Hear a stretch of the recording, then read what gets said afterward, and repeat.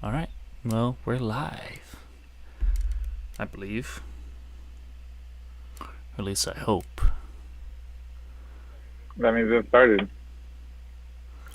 Yeah. Yeah, we're live. Okay. Cool. Cool, cool. But hey, I'm trying to get it on my phone to make sure that's all working. Hmm. Well, if there's a 30-second delay, maybe it's not posted yet. True. Wait, how did four people view my practice one? Oh, we're live, bro. And I'm oh, watching you it. are. You got it. Yeah. All right. Cool. Cool. Can you hear everything well? That's all I just need to check before. Wait, how did four people? Yep. Oh, okay. Cool. Cool. All right. Hey, how's it going, guys? TMTRE here, also known as the man that reviews everything, also known as Diego. Today is a day we have been waiting for so long. Trying to get this started, then technical difficulties happen, everything so on. But today we finally got all that to work, and I have a lovely guest joining me today, my brother David. Say hello, David. Yo, what's up? What's up? So today we will be going over a survey that my brother and I have created. This is something I've been mentioning throughout all my Panic at the Disco videos. Just trying to get the most people to respond, and you guys came through. A lot of you guys came through. We have a total of 95 responses. That's a lot more than I ever really imagined we were going to get. I totally thought we were probably going to get like 15, 30 people. But no, we're almost to 100, and that's a lot of responses we're going to have to go through today. But yeah, so we're going to be going over the survey, breaking down the data that we collected from it, going over the pie charts, and going over everything pretty much. But we're going to be doing it in a different way. We're not going to be able to go through everybody's individual responses because there's 95 responses. That's a lot of people to go through. But we will go through the ones that stand out to us because we will be able to see everybody's responses as I'm going through right now. Yeah, just to give you guys a quick little glimpse. So, to the ones that stand out to us, we will read them and go through them. And if we don't go through yours, then I'm sorry. It's just, yeah, I'm sorry. But yeah, I'm really looking forward to this, and I know David is too, right, David? Yep, yep. Yep, yep. So yeah, that's how we're gonna be doing everything. And if I'm leaving anything out, David, feel free to chime in. For sure. Yeah, I think we're good Okay. so far. So yeah, and so to start off this whole live stream and to start off this video, me and David are going to be going through the survey ourselves and answering and giving you guys our response, so you guys know where we stand with the band and what kind of fans we are. And I want to touch upon that real quick since I mentioned that. So a little background, information on us real fast. I have been a Panic at the Disco fan for the longest time. I like to say when I was 5 years old, I was probably 6, maybe 7. But I just remember being so young in my mom's white SUV that broke down a lot, listening to Panic at the Disco, A Fever You Can't Sweat Out, on an MP3 player. I believe it was your MP3 player, David. But, I think it was because it had all the songs on there already, so I assumed that was yours. But, but yeah, Yeah. no, I was listening to them, jamming out, even Fall Out Boy from Under a Cork Tree, with Dance Dance and Sugar We're Going Down. Those songs too, those were a big part of my childhood, but I think Panic were a bigger part, because I was really interested into the music. I was heavily involved with each album came out, and I just remember, really loving A Fever You Can't Sweat Out when I was younger, especially like Bill God, Then We'll Talk, and I Write Sins Not Tragedies, so on. The whole album. Yeah, I've been listening since then, and I've been a big fan. You want to say a little bit about you, Dave? Yeah, yeah. I've been listening to Panic at the Disco since day one. For them, really, similar story to Diego. Like I have the strong memory when I was younger of when Fever You Can't Sweat Out came out, I was listening to mostly like Fall Out Boy at the time, um, and other bands. Like I was into like Green Day and Simple Plan and stuff. But I remember one day coming home from school and my older cousin, who was also on the Fall Out Boy tip with me a little bit. Like we were super into Grand Theft Autumn and Sugar We're Going Down. Like I remember those two being like two of his favorite songs. But I think I was a lot more of a fan than he was. And him and my older brother were listening to A Fever You Can't Sweat Out. And I think the first song I heard was Bill God, Then We'll Talk. And they were just raving kind of and looking at me like they had this like secret like music that I never heard yet. And they're both older than me. Like my cousin's like 8 years older than me, 3. And I was like, yo, what are you guys listening to right now? Because it sounded like Fall Out Boy, but it's like almost better in a way. I was like, what the heck? Like, what's going on right now? Like, is that Fall Out Boy? Because Patrick Stump and Brendan Urie kind of have almost a similar sounding voice, and they're just like looking at me like not telling me, and like just going in listening to the music until eventually my cousin told me like, oh, it's Panic at the Disco, and I was like, what? Like. And I started listening to the music like instantly loved it. It was basically like From Under the Cork Tree, like better, like just different, better. That's something me and Diego talked about a lot before we did this live stream, before Viva Las Vengeance came out. We were actually going pretty in on comparing Panic at the Disco and Fall Out Boy and like better, even before like Viva Las Vengeance was mentioned. So eventually, you know, the album came out and changed everything. But yeah, I don't know. I think they probably got it from MySpace or something before I did. Even though like I feel like I should have had it first or something. I just remember that feeling a lot. But I loved it from that day. You know, I've been a fan. I've followed them through all their drops, even the more recent ones. Pray for the Wicked. Pray for the Wicked, I wasn't really about it, but some of those songs I do like. And our little brothers, we have 2 little brothers. Spidey they were Gamers, into like that whole wave. Yeah, the Spidey Gamers. And Diego was also into like A Death of a Bad. I did like some of the songs from that album, but overall I wasn't like about the album. But I liked it a lot more than Too Weird to Live. I wasn't really. Well, I'll talk about that more. But Viva Las Vengeance really brought it all back together. And Diego's been doing these videos. I watch all the videos.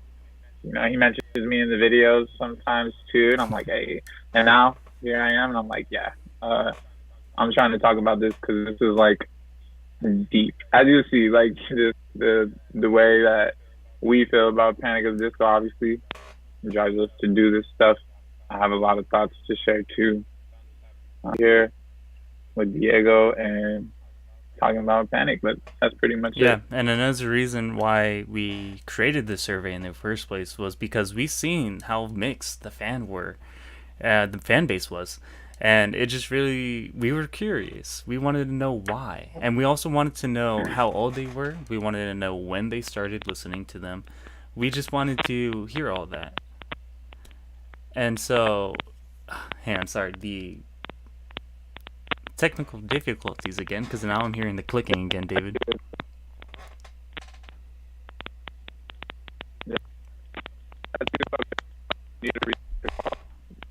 Hang on. What? Restart it? Yeah, hang on. Okay, hang on, guys. Just real quick, let me restart the call.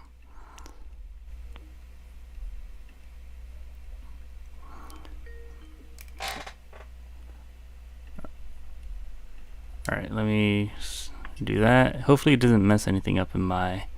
No, you're back. You're back. Cool. Alright, everything's back into place. Alright, so yeah, like I was saying, that's why we wanted to know where everybody stood. We wanted to just know how everybody felt about the band. We wanted to know why it was so mixed. And one thing I noticed while looking over the data too was we have more majority of the people who filled it out are fans of Panic. They're not upset with Brendan. They're not upset with the band or anything. It's more of the positive, and I kind of wish we had more of the negative side because I want to know why. Those people who are upset with Brendan, who are upset with the band, I want to know why they feel that way. But unfortunately, we didn't get those kind of responses, which I was looking more forward to. But yeah, I wanted to touch upon that as well. And we have a few questions that dive more into that similar like aspect of questions that I'm regarding to. So we'll go more into depth with that. But I think we should answer the questions now ourselves. I think, right, David? Yeah, can you hear me? Yeah, I can hear you now. Okay, for sure. Yeah. So Uh, I'll start off with the questions first. Um, so yeah, let's do what's my name. I'm Diego. My age, I'm 20. I'm 20 years old, about to be 21 here in November. I identify as a male. My very first Panic album that I ever heard, I would say it's A Fever You Can't Sweat Out. It's the one I have the most memory of, especially as a child. And so, what is my favorite Panic album? And if you guys have been watching my reviews, like I said, my favorite has always flip flopped.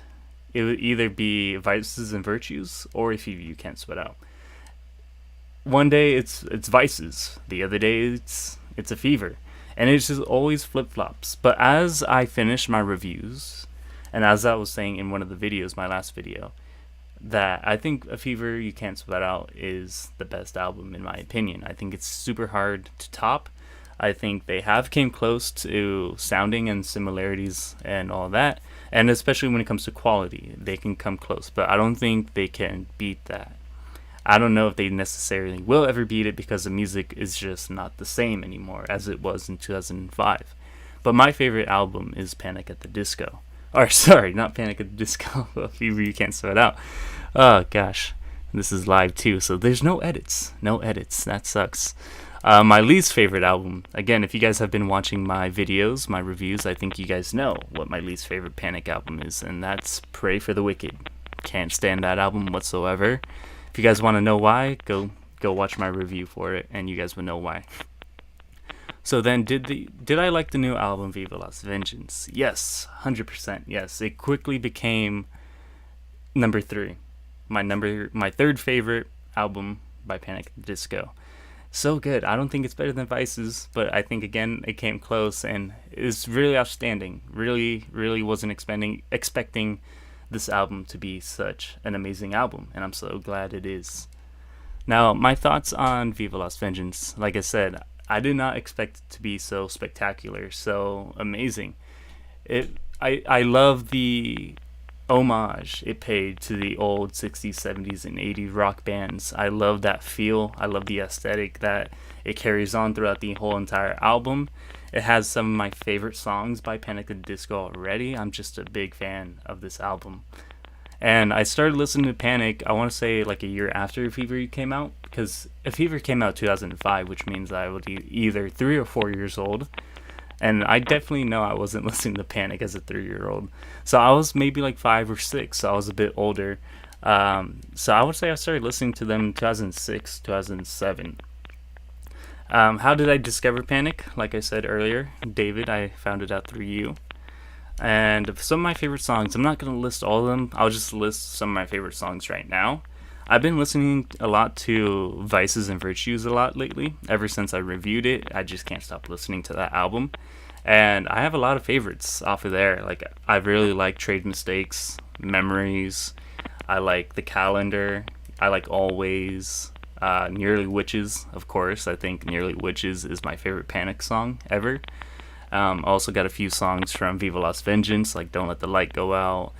Sugar Soaker, one of the songs I didn't like right away, but now I actually really love this song. And God Killed Rock and Roll. There's just so many. I can list so many of my favorite Panic songs, but it's just going to take a majority of the video. So, some of my least favorite songs, I can say probably anything off of Pray for the Wicked. You know, maybe, like, most likely. I mean, there's a few from Too Weird to Live, Too Rare to Die, a few from Death of a Bachelor, but again, it's just too much for me to really list, but I know the one I really don't like the most is Nails for Breakfast, Tack for Snacks. I cannot stand that song whatsoever, and I think you will agree with me, David, when I say that. If you guys have not heard the demo version for Nails for Breakfast, Tack for Snacks, go check that out. I think that is amazing. I think it's way better than the studio, and I think something happened real quick. So again, technical difficulties, one moment. Hang on. Are you still here, David? Okay, now I can't hear you. So there is technical difficulties. Now Can you I hear can. me? Okay, we're back. We're back. Everything's still going. I'm gonna take my AirPods out. I think something messed up. Okay, for sure. But yeah, so those are just some of my least favorite songs. I think I finished off with saying Nails for Breakfast, Tack for Snacks. Go listen to the demo version if you guys have not heard that. It's better than what's on the album, 100%. Now, do I think whether or not Brendan Urie should be canceled? Now, I recently found out about all the allegations and accusations just recently. You know, me and David found this out together one day. I was working. He just called me up and we had a whole Panic at the Disco conversation. And we found out about the accusations and we did a lot of research into them. We spent like 3 hours researching, reading forums, reading threads people were posting about the whole entire thing. You know, we saw evidence saying that yeah, he is guilty and he did do some fucked up shit. But then there was also evidence to kind of cancel that out and say no, that doesn't necessarily happen.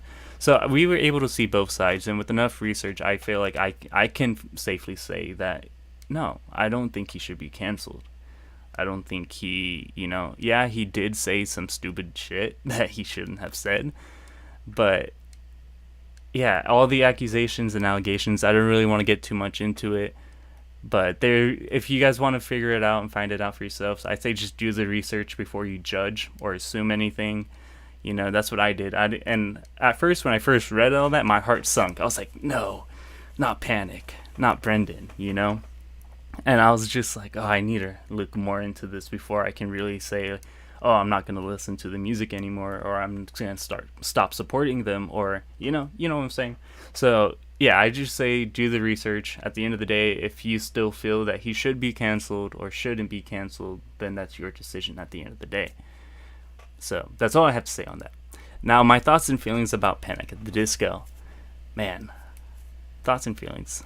I mean, we're going to talk about them throughout all this video, and I've talked about all my thoughts and feelings throughout all my reviews. So you guys should already know, especially those who have been watching my reviews should know how I already feel already. So I feel like I don't really need to explain all of that. But yeah, that is my response to all of our questions. Now, David, you wanna take your turn on that? Yeah, yeah. If you can just scroll through them Yeah, for yeah, me. yeah. Yeah. So my name is David. My age range, 25 plus, because I'm an OG. I'm 27. My gender identity is male, though I don't really care for the gender binary either too much. First Panic at the Disco album I ever heard, like I said, Fever You Can't Sweat Out. My favorite Panic at the Disco album, this has been actually on my mind a lot lately.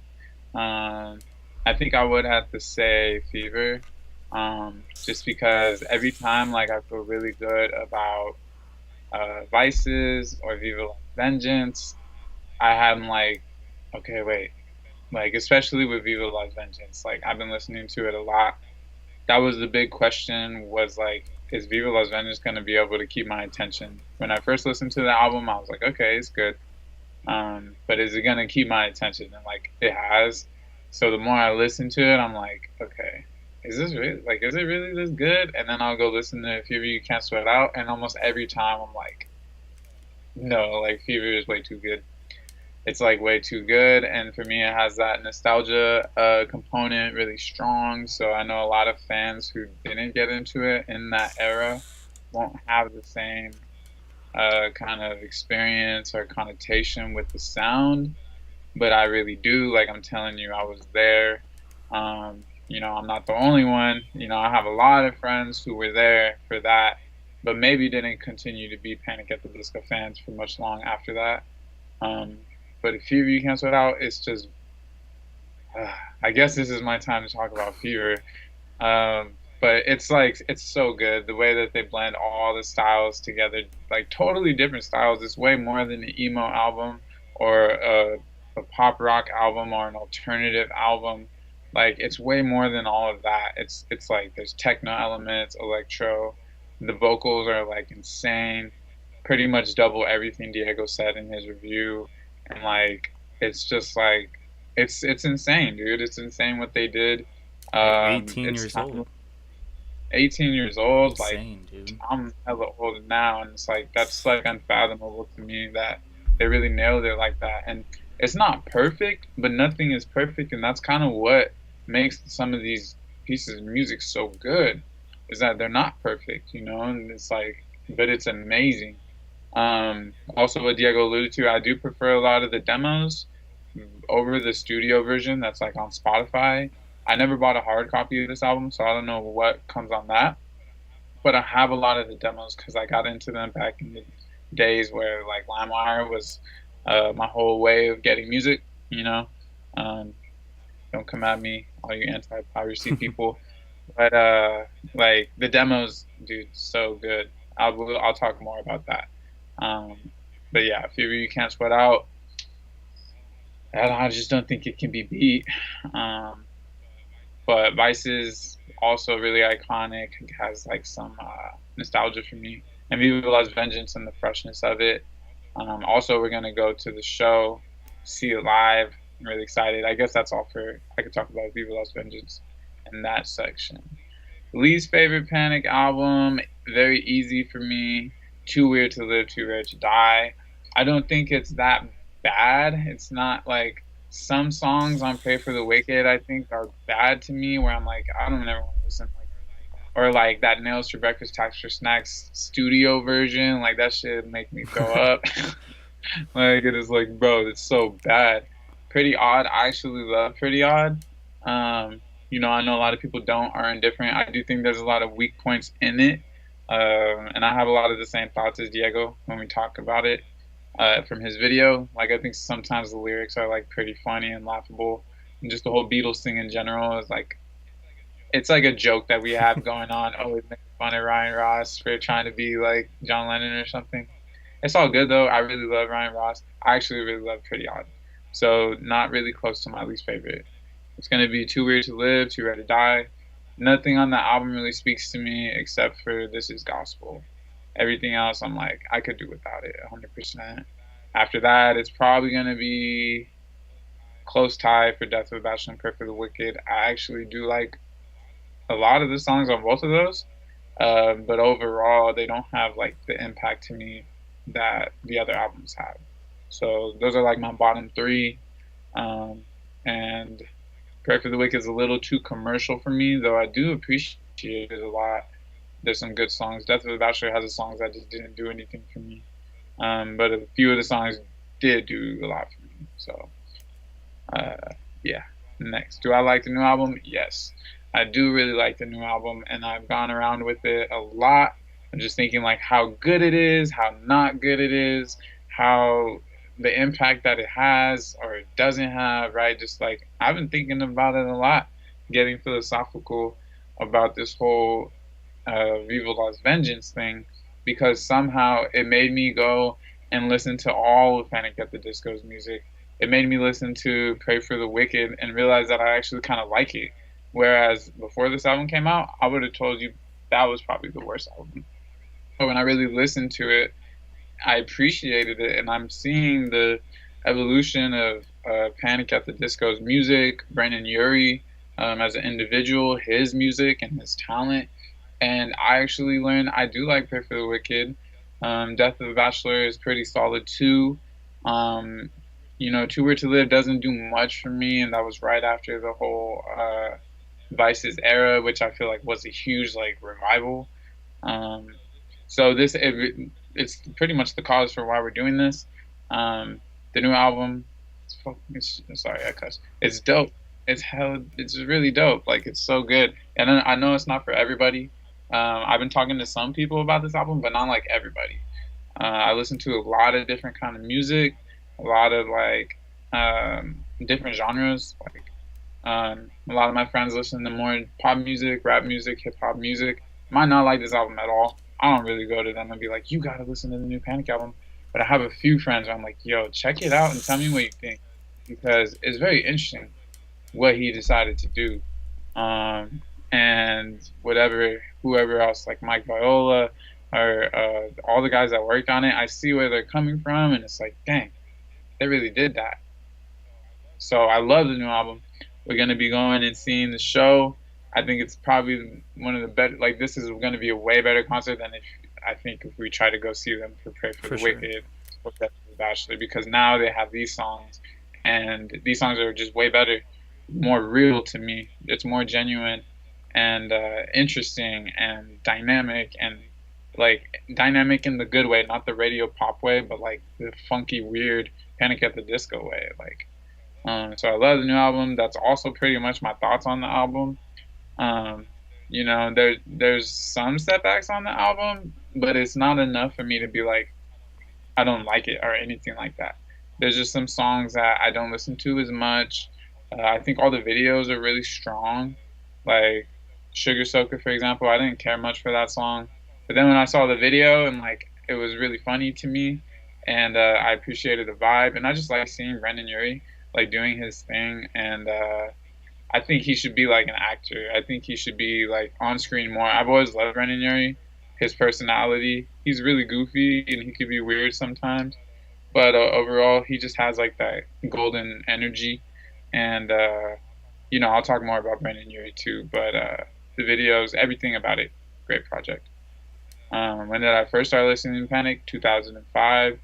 I was in like fifth grade, and yeah, never really stopped, listen to every album as they came out, even the new ones, because Diego's the one who really kept me in when, after we got into Vices so hard, Too Weird to Live came out. Like, I probably wouldn't have listened to it after I heard, like, Miss Jackson. I was like, nah, like, I'm not really into that.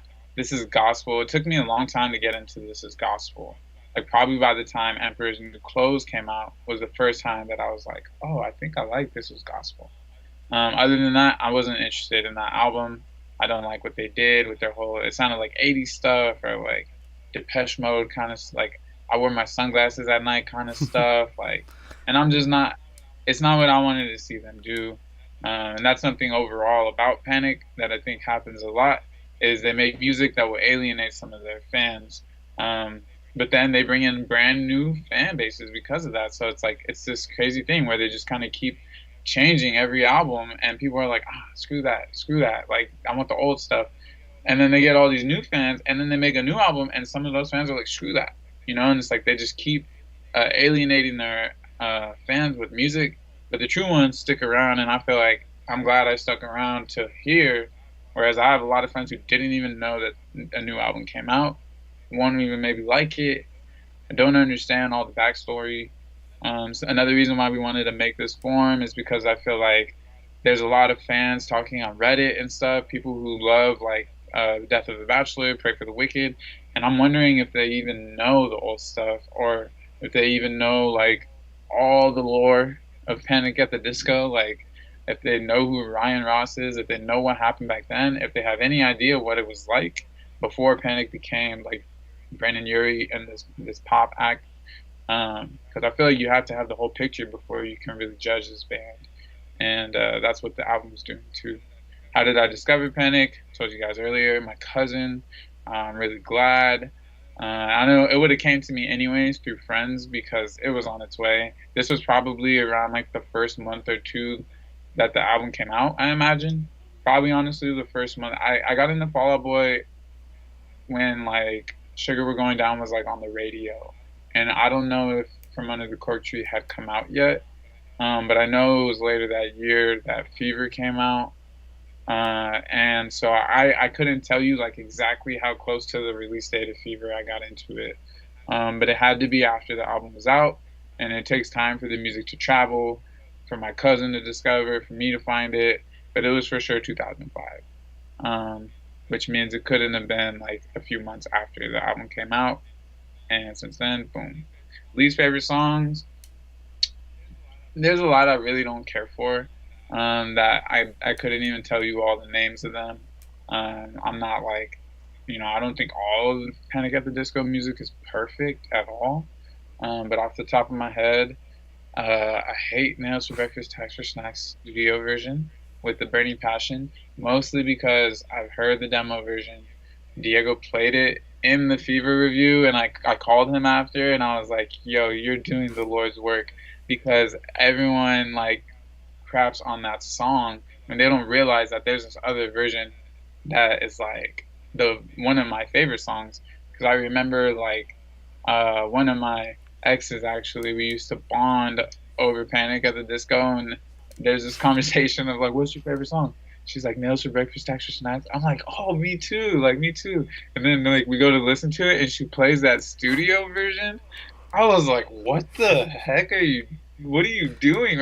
Like, no, this is not it. And then he starts singing the same words, and that's the first time I knew that there was that version. And that was like probably my junior year. And it's like, so what, like 2010? That's around the time Vice Cities came out. Yeah. It took me that long to even know that there was a different version. So that's how much I was on the LimeWire, because I just took those original files I had, put them on all my iPods, um, and because once I did get an iPod, Diego, that's when I gave you my MP3 player that had Panic on it. And I got that iPod right around the time that Fever came Hmm. out. And a little iPod Nano, like a little white one, it was like 4 or 8 gigs, like changed my life, dude. Um, but yeah, so I didn't even know that there was another version until like 6, 7 years later, and it was trash. It was awful, and I had to show her the real version, and she still swears to this day that the version I showed her is trash, and that studio version is good. I think that some of these responses say otherwise. A lot of people would say that they do not like that song, and I just assume they're talking about the studio version. But that's my rant on Nails for Breakfast, Tax for Snacks. Other songs I really don't like. There's a lot I don't care for on Too Weird to Live. Like, it's more like songs I don't care for. Like songs that I absolutely hate. Mostly that Nails for Breakfast. I can't even think of specific ones. Like everything on Vice, even Pretty Odd. Everything on Pretty Odd, I'm cool with. There's that Mad as Rabbits lyric that me and Diego always make fun of. It's like, remember when you were a bird and I was a mat? And that, like, it's corny, you know? There's a lot of corny songs and stuff like that, and it's just like, but then I like Mad as Rabbits, because especially since I've been listening to them more, like, every time that song comes out, I'm like, took the days for granted. It gets stuck in my head. It's a good song. So, yeah, the only one I hate, I would say, is No Breakfast, Tax for favorite songs. Whew. Nails for Breakfast, Tax for Snacks demo version. All the demo versions from Fever, like It's Time to Dance, has some alternative versions that are really good. Like all those songs, London Beckham songs, Kamisato, like basically that whole album, you could just throw it on there. Fire, absolutely fire. I constantly thank God for Esteban. Fire. Stuff from Pretty Odd. Uh, Everything is pretty solid on that too. The Piano Knows Something I Don't. Like I like all those songs. Vice and Virtues, you can throw all those songs on there too. There's some that I care less about, but even lately I've appreciated it more. Newer songs, I'm really into All By Yourself right now. God Killed Rock and Roll, surprisingly, is one of my favorite songs from the album. Don't Let the Light Go Out, really good, gets me all the time. Oh yeah, I don't really like Middle of a Breakup that much. It's like my least favorite on the album, but I have grown to like it a lot too, which is funny. It just grows on you. Death of a Bachelor, I really like. I do like Emperor's New Clothes. I do like Hey Look Mom, I Made It. I do like Dancing Is Not a Crime. I just heard it for the first time playing at I was at a mini golf course for work, and that song came on, and I was like, "Yo, Diego, this Panic song just came on." Like, what? And then it was that song, and I was like, I actually kind of liked it. That's weird. And this was before Viva Las Vengeance came out, even the song Viva Las Vengeance. So this is before the album was announced too. So it's just funny. Panic was coming the whole time. But yeah, we can move on from that. Do I think Brennan should be canceled? No, I don't. I disagree. Um, I don't really agree with cancel culture in general. I do think there are some people who are like way out of pocket, and I don't know, canceling is a term I would use for like what should happen to them, but I definitely think there are people where it's like, yo, we shouldn't vibe with them because they're not really cool people in a serious way, a very serious way. Like, and I'm not like I don't like to condone behaviors and stuff. And there's a long history of artists who have led like pretty bad lives outside of their music, but make really good music, you know. And that's always been a struggle for me too. Is like where I draw that line. I think in this conversation, it came up a lot with Panic at the Disco because it was like this question of like, is nobody listening to the album because all of Brandon's fans think he should be canceled? Or there's like a cancel culture movement going on. I think the younger generation pushes it a lot, like the TikTok generation and whatever. And he does have young fans. Are these the kids who were like trying to like blacklist his album or whatever? Um, and then I just asked the question like, why isn't the album doing that well? Is it because people just don't like it because it's not for everybody, or is there like a social movement against Brandon right now? And that's something that we would just investigate and see that there kind of is a mini social movement against Brandon. A lot of people talk about it in our results. A lot of people are talking about it too. And so that's kind of why we wanted to get these results too, is to see like who's saying that, why are they saying that, what is their view on the band in general, like how old are they? We're just curious about like which generations feel this way, what music do they like and don't like. But I think maybe a lot of those people aren't Panic fans and wouldn't fill out our form or listen to the music and might just want Brennan to be canceled because they're looking for the next person to cancel. I don't know. But we'll have some reports on it in the survey here. But I do think that Brendan can be like, I don't know, like I think like his whole little apology thing after the stuff with his bodyguard, I forgot his Zach. name, Yeah, Zach or Zach. whatever. Um, I think he made himself look dumb. I'm not gonna lie, like I'm not anyone who's just gonna be like, oh, I love this guy so much, he could never do wrong. Like, nah, like I love Brendan, you know, like, and I always have. But I've seen him say out of pocket things or act out of pocket, or just he gets hella drunk and like he'll be crazy and he just has this energy.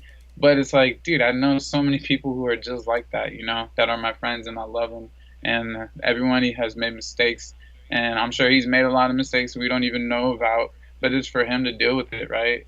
And from what I see, like he tries and I think when he tries, sometimes he can look kind of dumb. Same thing with like Tyler Joseph with 21 Pilots. He got into some little Twitter heat because of some things that he said. I didn't like what he said. I was like, bro, Tyler just made himself look so dumb, and you know, like kind of feeling what everyone's accusing him of. But that's on him. Like I don't care. That fool has to live with it, you know. Like Brendan has to live with how everyone's reacting to him. I don't need to go like be like, oh, like you're the worst person in the world because what happened. Like if we find out he actually committed like one of these atrocious acts or these crimes, then I might be like, dang, he really did that. That's really disappointing.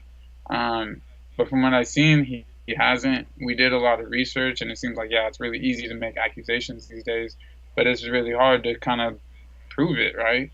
Because it's like if it's just an allegation, anyone can come up with that, but it's like where's the evidence? And it doesn't seem to be any. So it's like besides what comes out of his own mouth, right, and things that he said that are like not okay, or things he did in the past that in the past the culture was really different. Nowadays that's not acceptable. But taking what happened in the past when the culture was different and then judging somebody today, it's like what does that really accomplish? Because I'm pretty sure there's numbers and numbers and numbers of all of us as people who in the past behaved in ways that were not okay. And if we go and get all your highlight reel and put it in your face and everyone's going to hate you for it, like, what are you going to do about it? There's nothing you can do, you know? So it's like, I don't know, can kind of let that go and just see if people grow in the present. And I think Brennan is somebody who shows that he tries, you know, and acknowledges that, yeah, he has been in those situations. But his little apology stuff, it didn't feel that genuine. But I do also think sometimes it's hard to tell when Brendan's genuine because he's so like, like his energy is like eccentric or just like he's goofy. Like I don't know him personally, so maybe that is how he is when he's genuine. Um, but yeah, I don't know. It's a question of all that sincerity. But ultimately, at the end of the day, I came to my conclusion, and I was like, yeah, nah. It's like it's whatever, really. And the music is still good too. It's actually getting better. I think he's developing a lot. So I'll just rest it there. More stuff will come up later. Any other thoughts or feelings? Yeah, I think we're gonna talk about this a lot, and I do have a lot of thoughts and feelings. Um, but mostly, I guess I'm just really curious as to what is next. Obviously, we're gonna go see the show. It's gonna be another year or two before we figure out what that direction comes to be. If Brendan makes another album, and whether it's as Panic or as himself, what he decides to do. If Ryan Ross decides to come out of the shadows, because I do feel like Ryan Ross would appreciate this album, and some of the stuff that Brendan did, especially like Local God. It's like I hope he takes that as a good nod and not as like some underhanded like, oh, whatever. I hope that they can figure out something because I think Ryan is still really dope, and it would be interesting to see what they could do together. Um, that's what all else that I have to say. I think that would be pretty spectacular if we could get Ryan to come back. That would be crazy. What kind of music would they make, man? Yeah, it'd have to be a natural thing. I think they'd have to just like become friends again, And I don't know if they are or aren't. I know that there's been a lot of weird history between them in the past. Not necessarily straight up bad, is what I've learned. It's not just straight up bad energy.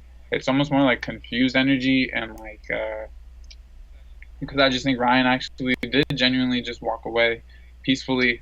Like their breakup was peaceful, from what I know. It was mutual, and it's not like that whole Pink Floyd thing. If you guys know Pink Floyd, like that Roger Waters, David Gilmour thing where they hate each other. I kind of always thought maybe Ryan and Brendan were like that too, but I don't think they would like hate each other. I just think they know they're different. They just separated, and and there's been some complications since then because of other people, really. And that could probably be a whole YouTube video in itself. I learned about it on a YouTube video actually. But yeah, I'm genuinely curious and hope that one day, like, I think Ryan is still pretty talented. I don't think he has it all by himself. Brendan's showing that he does have it all by himself. Like, he can still carry everything all by himself because he has that voice. He's got all that. Ryan, he's not getting all the attention or anything, but I know he's still talented. I don't know, maybe he wants to be Panic at the Disco again too. That would be sick. It's almost Halloween, something like that. I would love to hear what he has to say now. No, bring this guy out of the shadows. Imagine if they made an album based on like everything they went through, like a friendship album or something. A friendship album. That'd be insane. Man, I just want to hear him speak about it. Like, can somebody go interview this guy and ask him, can he fill out our survey or something? I genuinely want to know what he thinks right now and like how he feels. I mean, I think we can all speculate how we might feel that Brendan just went and like blew up all over again with this whole Pray for the Wicked thing all by himself, and like it's not really what Panic used to be, right? But now that he made this, it's like what would you really have to say, man? I'm so curious. I know. I'm curious if he's even heard Local God and what he thought about that. He's had to have heard it, dude. He's heard this album. Come on, bro. He's heard everything. Unless you're so anti. I just don't think he is that anti. Like, I'm sure, like, Roger Waters wouldn't listen to a new Pink Floyd record. True. But I think Ryan would. I think Ryan will at least, like, see what's going on.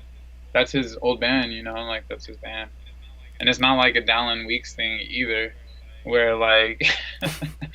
listen, I'm not even good. I don't really like all that history or whatever. It's toxic. Yeah. Dallin Week sauce. I know. Yeah, all good. Man.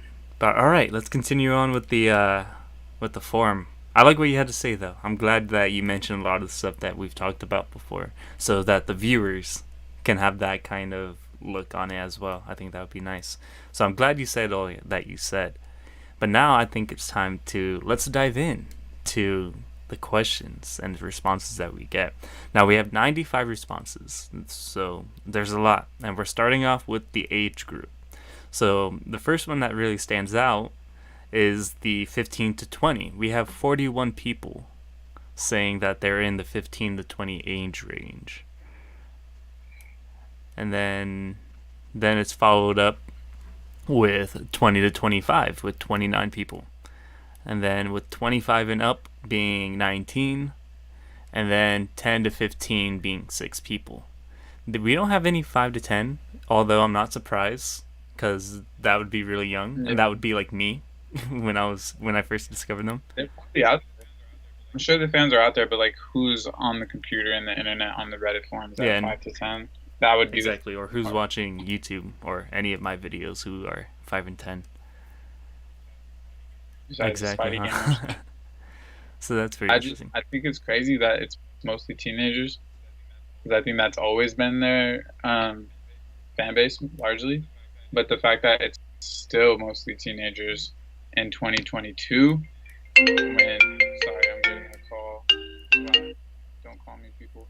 But in 2022, the fan base is still teenagers. In 2005, the fan base was all teenagers.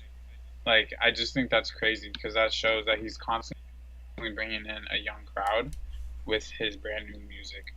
And I'm like, why am I even a fan? Sometimes is what I wonder, but it's different when you're OG.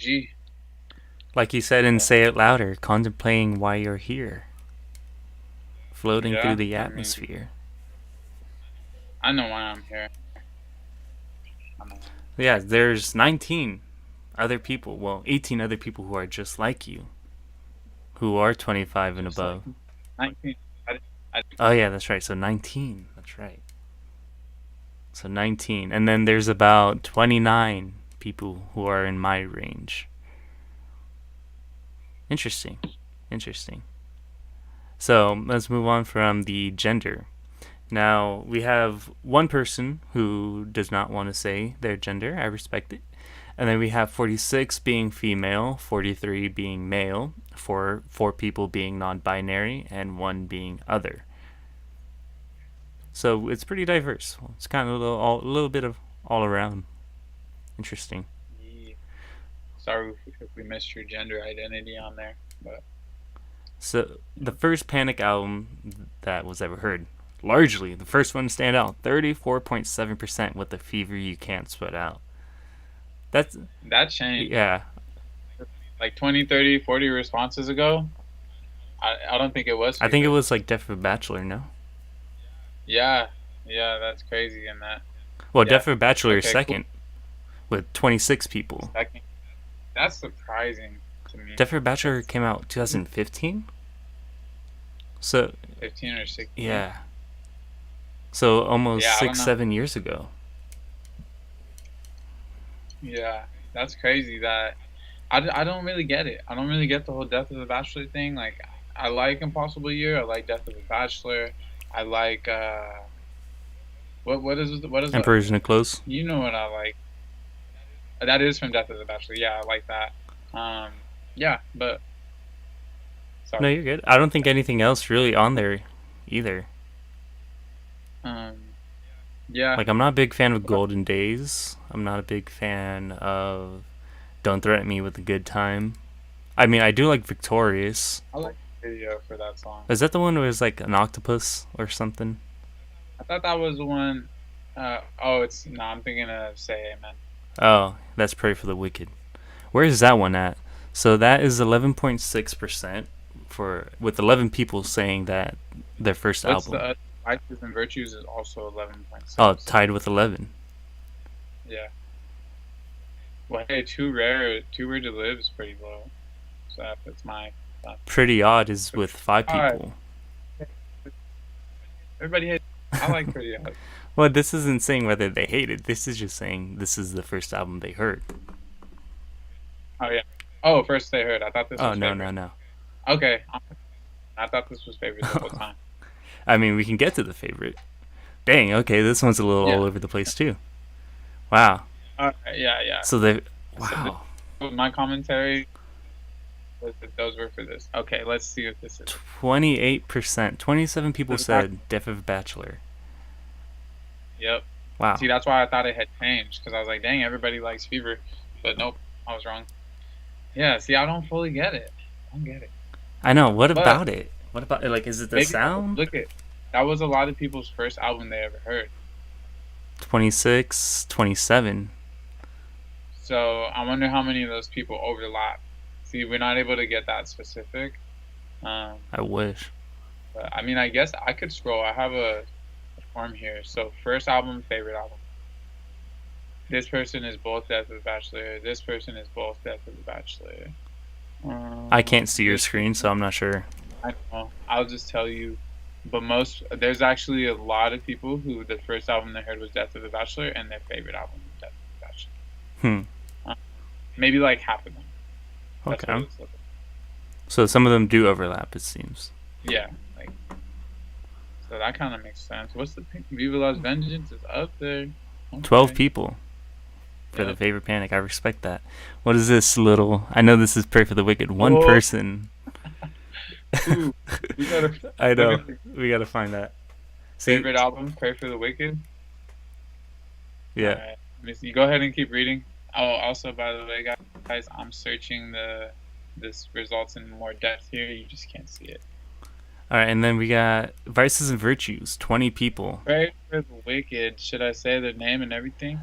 Yeah. Should we go? Should we go in depth in that response right now? You wanna go look right Yeah, now? I don't mind. We'll be Okay, right we'll come back. back Yeah, to- we'll be right back. Yeah. So, So 83.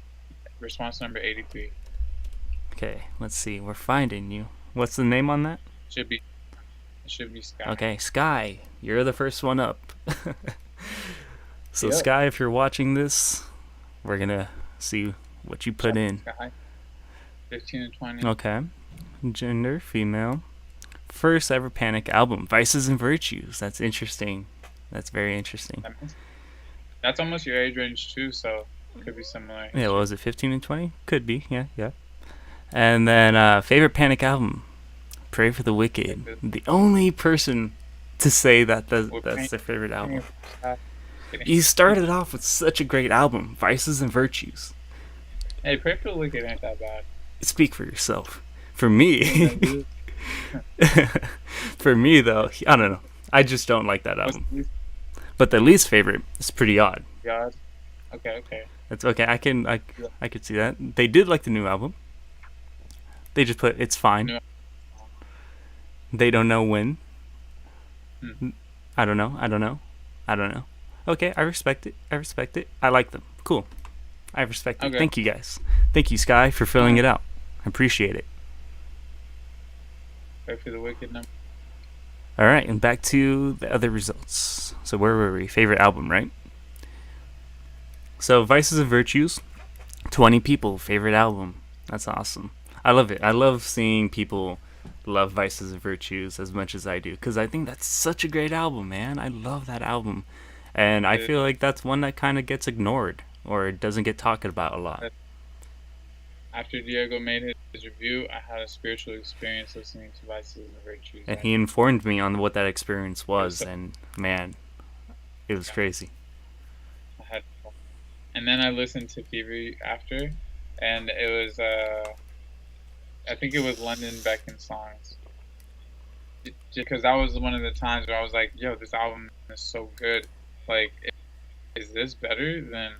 I'm telling you, it's happened a lot. I was like, is this better than Fever? Because I listened to the whole album and it was so deep. I mean, one thing I'll say, because I don't know if there's much space to talk about Vices and Virtues on here with everything I said. But, like, Vices and Virtues got critiqued a lot for songwriting. For Brandon, like, being kind of or something like that. Like, not very good, corny. But when I listened to it, dude, those are good songs. Like, go listen to Hurricane. Go listen to Nearly Witches, which I know Ryan wrote most Let's of Kill it. Tonight. But Let's Kill Tonight. Those lyrics and the songwriting, like, bro, the songwriting is really unique and good as heck. Like, and Panic is good at writing songs. I don't know why people knock them, but the chord progressions. I actually make music and I studied music in college and stuff. Like, so where Diego's like a huge movie buff, like, and might be like a music connoisseur, I'm like a music buff and a movie connoisseur. So when I listen to the music, it's very like musical for me. Vices and Virtues, though there are some more cornier songs or cornier hooks, a lot of it is really good and deep, and the lyrics finally like applied to my life in a way they never did. And Vices and Virtues hit so hard. And then I was like, is this better than Fever? And then I got 2 songs in, and it was London Beckon songs, and I was like, dude, London Beckon songs just hit so hard. But I was in the zone. Or are you talking about the only difference between Suicide and Martyrdom is press coverage? What about Or it? are you talking about that one? Was it London Beckoned or No. the only difference? It was London. Okay. Because it wasn't the first one, it was the second one. Oh, okay. I listened to the first 2 songs, and the first one I was like, yeah, this stuff's good. But by the time London won, I was like, it was like so good, bro. Like, and I was in the zone to really hear everything, as opposed to just sometimes I listen to it without thinking too much or being able to feel it all. I was really receptive to all the Vices and Virtues, but that song, London Beckon song, was just like blew me away. Put that on my favorite songs for sure. But yeah, Vices and Virtues, underrated. I agree. Underrated. I agree. And that's why it makes me happy to see that 20 people think that this is their favorite, or that it is their favorite. I love that.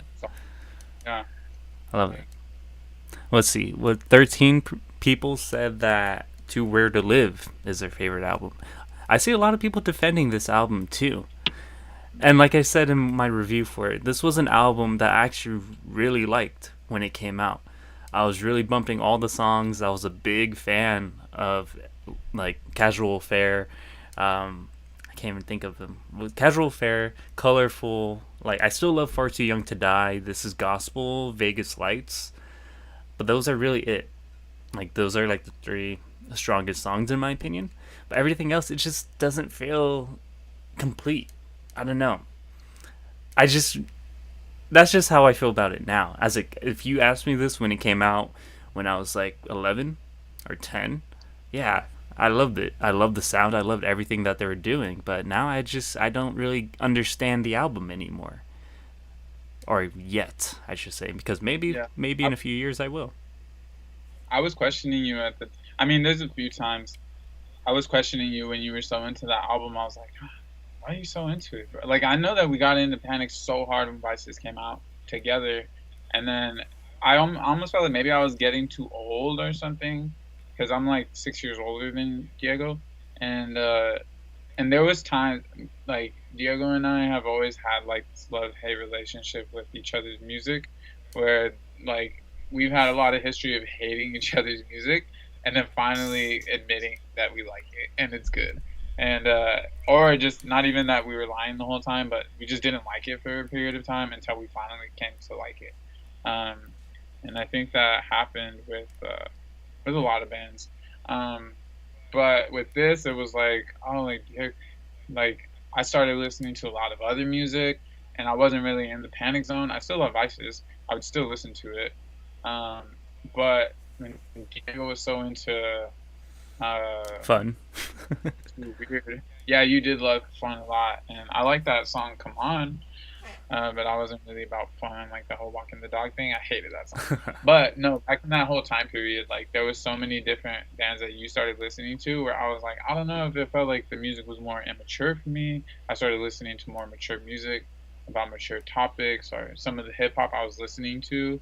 Like, I know that you weren't like in a place where you were gonna like it at all until a couple of years later. Like Kendrick, for example, I remember how I was trying to get you into Kendrick, and it wasn't hitting until you turned like 17 or something. And that makes sense because it's not relevant to 11-year-old who's listening to Panic, you know, like so there was always this difference. And when you were into that, I remember like you loved Miss Jackson. Yeah. And I was like, Miss Jackson, it was like, okay. But now I can't stand that. I can't stand the whole Miss Jackson. I don't know. I just... And I kind of like it more now. Like, I appreciate it more now than I did then. But I didn't hate Miss Jackson. But I just thought the album wasn't that good. I didn't like Girls, Girls, Boys. The music video was like whatever, you know? It's just him naked. Yeah, but I mean, I didn't like hate that, But I remember that being like one of the main things that was getting attention when the album came out, and I was like, "Oh, Brandon just did that. Like, that's cool. Yeah, he looks good." But like, and I'm not like one of these fangirls who probably ate up that album because of that. Um, but most of the music, I was like, it's not that good. I don't care about it, and I kind of just brushed it under the rug. Death of the Bachelor came out, it got me because that song was really good. But yeah, like Too Weird, I was wondering like why you were so into it, and I kind of had a feeling that Panic was about to go down this road where they weren't going to be what they were. Like Vices was on point, and then once they dropped Too Weird to Live, like I was like, they're gonna sell out. It's not gonna be good. Like, and then Death of the Batch came out. A lot of those songs were kind of like that. And then Pray for the Wicked came out, and it was like, nah, I'm off of this because I don't like when artists sell out. And it took Viva Las Vengeance for me to like make sense of all that. But yeah, I never really understood why you were so into it when you were like 11. I feel like even now, me being 20, I can't even answer that question. I don't know why I was so into it. I feel like mainly because it was the sound. Especially with Vegas Lights, how it starts off with that little techno beat or the electronics. That was a new sound, and coming from Panic, I was like, this is awesome. And I feel like that was kind of the foundation of me liking 21 Pilots, Mm. because that was kind of their style of music, was that electronics with the beat and the looping and the whole, everything. But Panic was doing that in Fever. Like Yeah, I that's know. That's stuff. why. That's why I never really like. When was it? When I was listening to Time to Dance. When I was like getting ready to review that album, I remember like, dude, I forgot how like techno they got, and I loved how they switched it and mixed it with the sound. I thought that was really fascinating to hear, and I loved it. And that's kind of like the foreground to make way for 21 Pilots to be able to do what they did too. Like, even though I think naturally they did have that sound, but I grew up on techno too. So when I heard these bands doing the techno thing, like I was like already ready to receive it.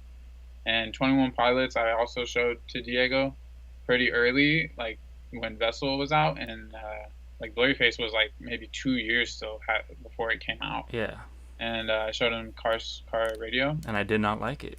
Yeah, and I was about it. Like I was super about it. And he got I don't know what made you get into the rest of Vessel if that wasn't until Blurryface came out. No, But it was actually later that night after you showed me Car Radio. Again, it was the whole thing of me not liking your music for some yeah, reason, being super stubborn. But boy. then I realized, I went back, I went on YouTube, started listening to other songs from Vessel, and I was like, dude, this is actually really good. And I love them so much now, so that I have tattoos on my wrist. It started off with me not liking them at all, but now I love them. Hater. But yeah, and I don't know. But the thing is that I didn't really like the rest of Vessel that much. Um, and Diego got super into it. I do like those songs. Like House of Gold is good. Um, like I didn't like Migraine. I hated Migraine, but you like love that song, Still do. right? And, yeah, and like I like I said, I'm like really into hip hop, like a real hip hop head. And I didn't always like when Tyler would rap because it sounded kind of corny to me. But like I learned to like it a lot. And again, like Diego got me more into it. My younger brothers ate up Blurryface so hard that like, and Blurryface was super freaking good, like just super good. But it's a whole legacy, and that's something I think ties into this whole conversation too. That's something me and Diego were talking about, and the fact that through this time, these bands are still putting out this music, and 21 Pilots is doing their thing, and they're like one of the biggest bands right now, like one of the biggest alternative. It's like Blurryface was one of the biggest alternative albums to ever come out, and all the singles smacked. But there's so much techno, electronic elements, different pop elements, and this is like a whole foundation of this whole Fueled by Ramen like movement that started with Fall Out Boy, and then Fall Out Boy signing Panic at the Disco, like that was the seed of it, right? And then what? 10 years later, 8 years later, 21 Pilots comes along and signs to them, and they do what they did. And I would say those are the big three for like Fueled by Ramen. But like it's a crazy legacy. I just think it's a crazy legacy, and I do like all those bands. I wouldn't be as into them if it wasn't for Diego, and I might have fallen off completely with Trench and with Death of a Bachelor and Pray for the Wicked. And I might not have made it to Viva Las Vengeance, and I might not have made it to like Scale and Icy if it wasn't for Diego or my little brothers. Like I might just still be sweeping this whole thing under the rug. But it all seeds back to and at the same time for my little brothers being super young and loving this music and Diego having the music mean so much to him, I'm like, this thing started when I got into Fall Out Boy, and like I was super into Fall Out Boy. I was like emo kid, everyone in my family was making fun of me and this and that. But I'm glad that it all just turned into what it turned into and stuff. And like legacy, the only one who needs to come and make a fire album now is Fall Out Boy. I know. I mean, I don't hate. I listen to their new music too a little bit, and I realize that it's not that bad, but it's not that good to me. And if they can do something like Viva Las Vengeance, that would be sick. Because right now, Panic at the Disco took the crown from, at least from the battle between them two. Who's better, Fall Out Boy or Panic? Panic just took the crown. That's how I feel. And before that, I was telling Diego before Viva Las Vengeance come out, I was like, Fall Out Boy's better. Go listen to it. And he never listened to Take This to Your Grave. He never listened to like all the early stuff. He barely got into Infinity on High recently. And I was like, bro, you have to listen to all of it to understand that they're better. I don't feel that way anymore. Viva Las Vengeance. Crazy. So crazy. I want to move on because I feel like we kind of got sidetracked to talking all the favorite albums and other artists and all that. So I want to move on to everybody's least favorite Panic album now. So the big one that stands out is Pretty Odd, with 36.2% of people saying it's their least favorite. And then following on with that, it's going to be 29.8% with Pray for the Wicked. Now, see, I applaud that. I'm so glad that there's other people that feel that way. And then that's also followed up with 11.7% going to Too Rare to Live, Too Rare to Die. And then it looks like Viva Las Vengeance was 7.4%. And then I think these are all tied. Fever You Can't Sweat Out is somebody's least favorite, 5 people. And also, 4 people for Death of a Bachelor. And 5 people for Vices and Virtues. Interesting. Very interesting. Yeah, those top 3 make sense. Those Yeah. Viva Las Vengeance, dang, I can't believe. Yeah, like 5 people really hate Fever. 5 people hate Vices. Who are you? Hopefully we'll find them soon. But do they like the new album? So, big majority, 74 people said yes, that they do like the new album. 16 people are not sure yet. And 5 people said no, that they don't like the album.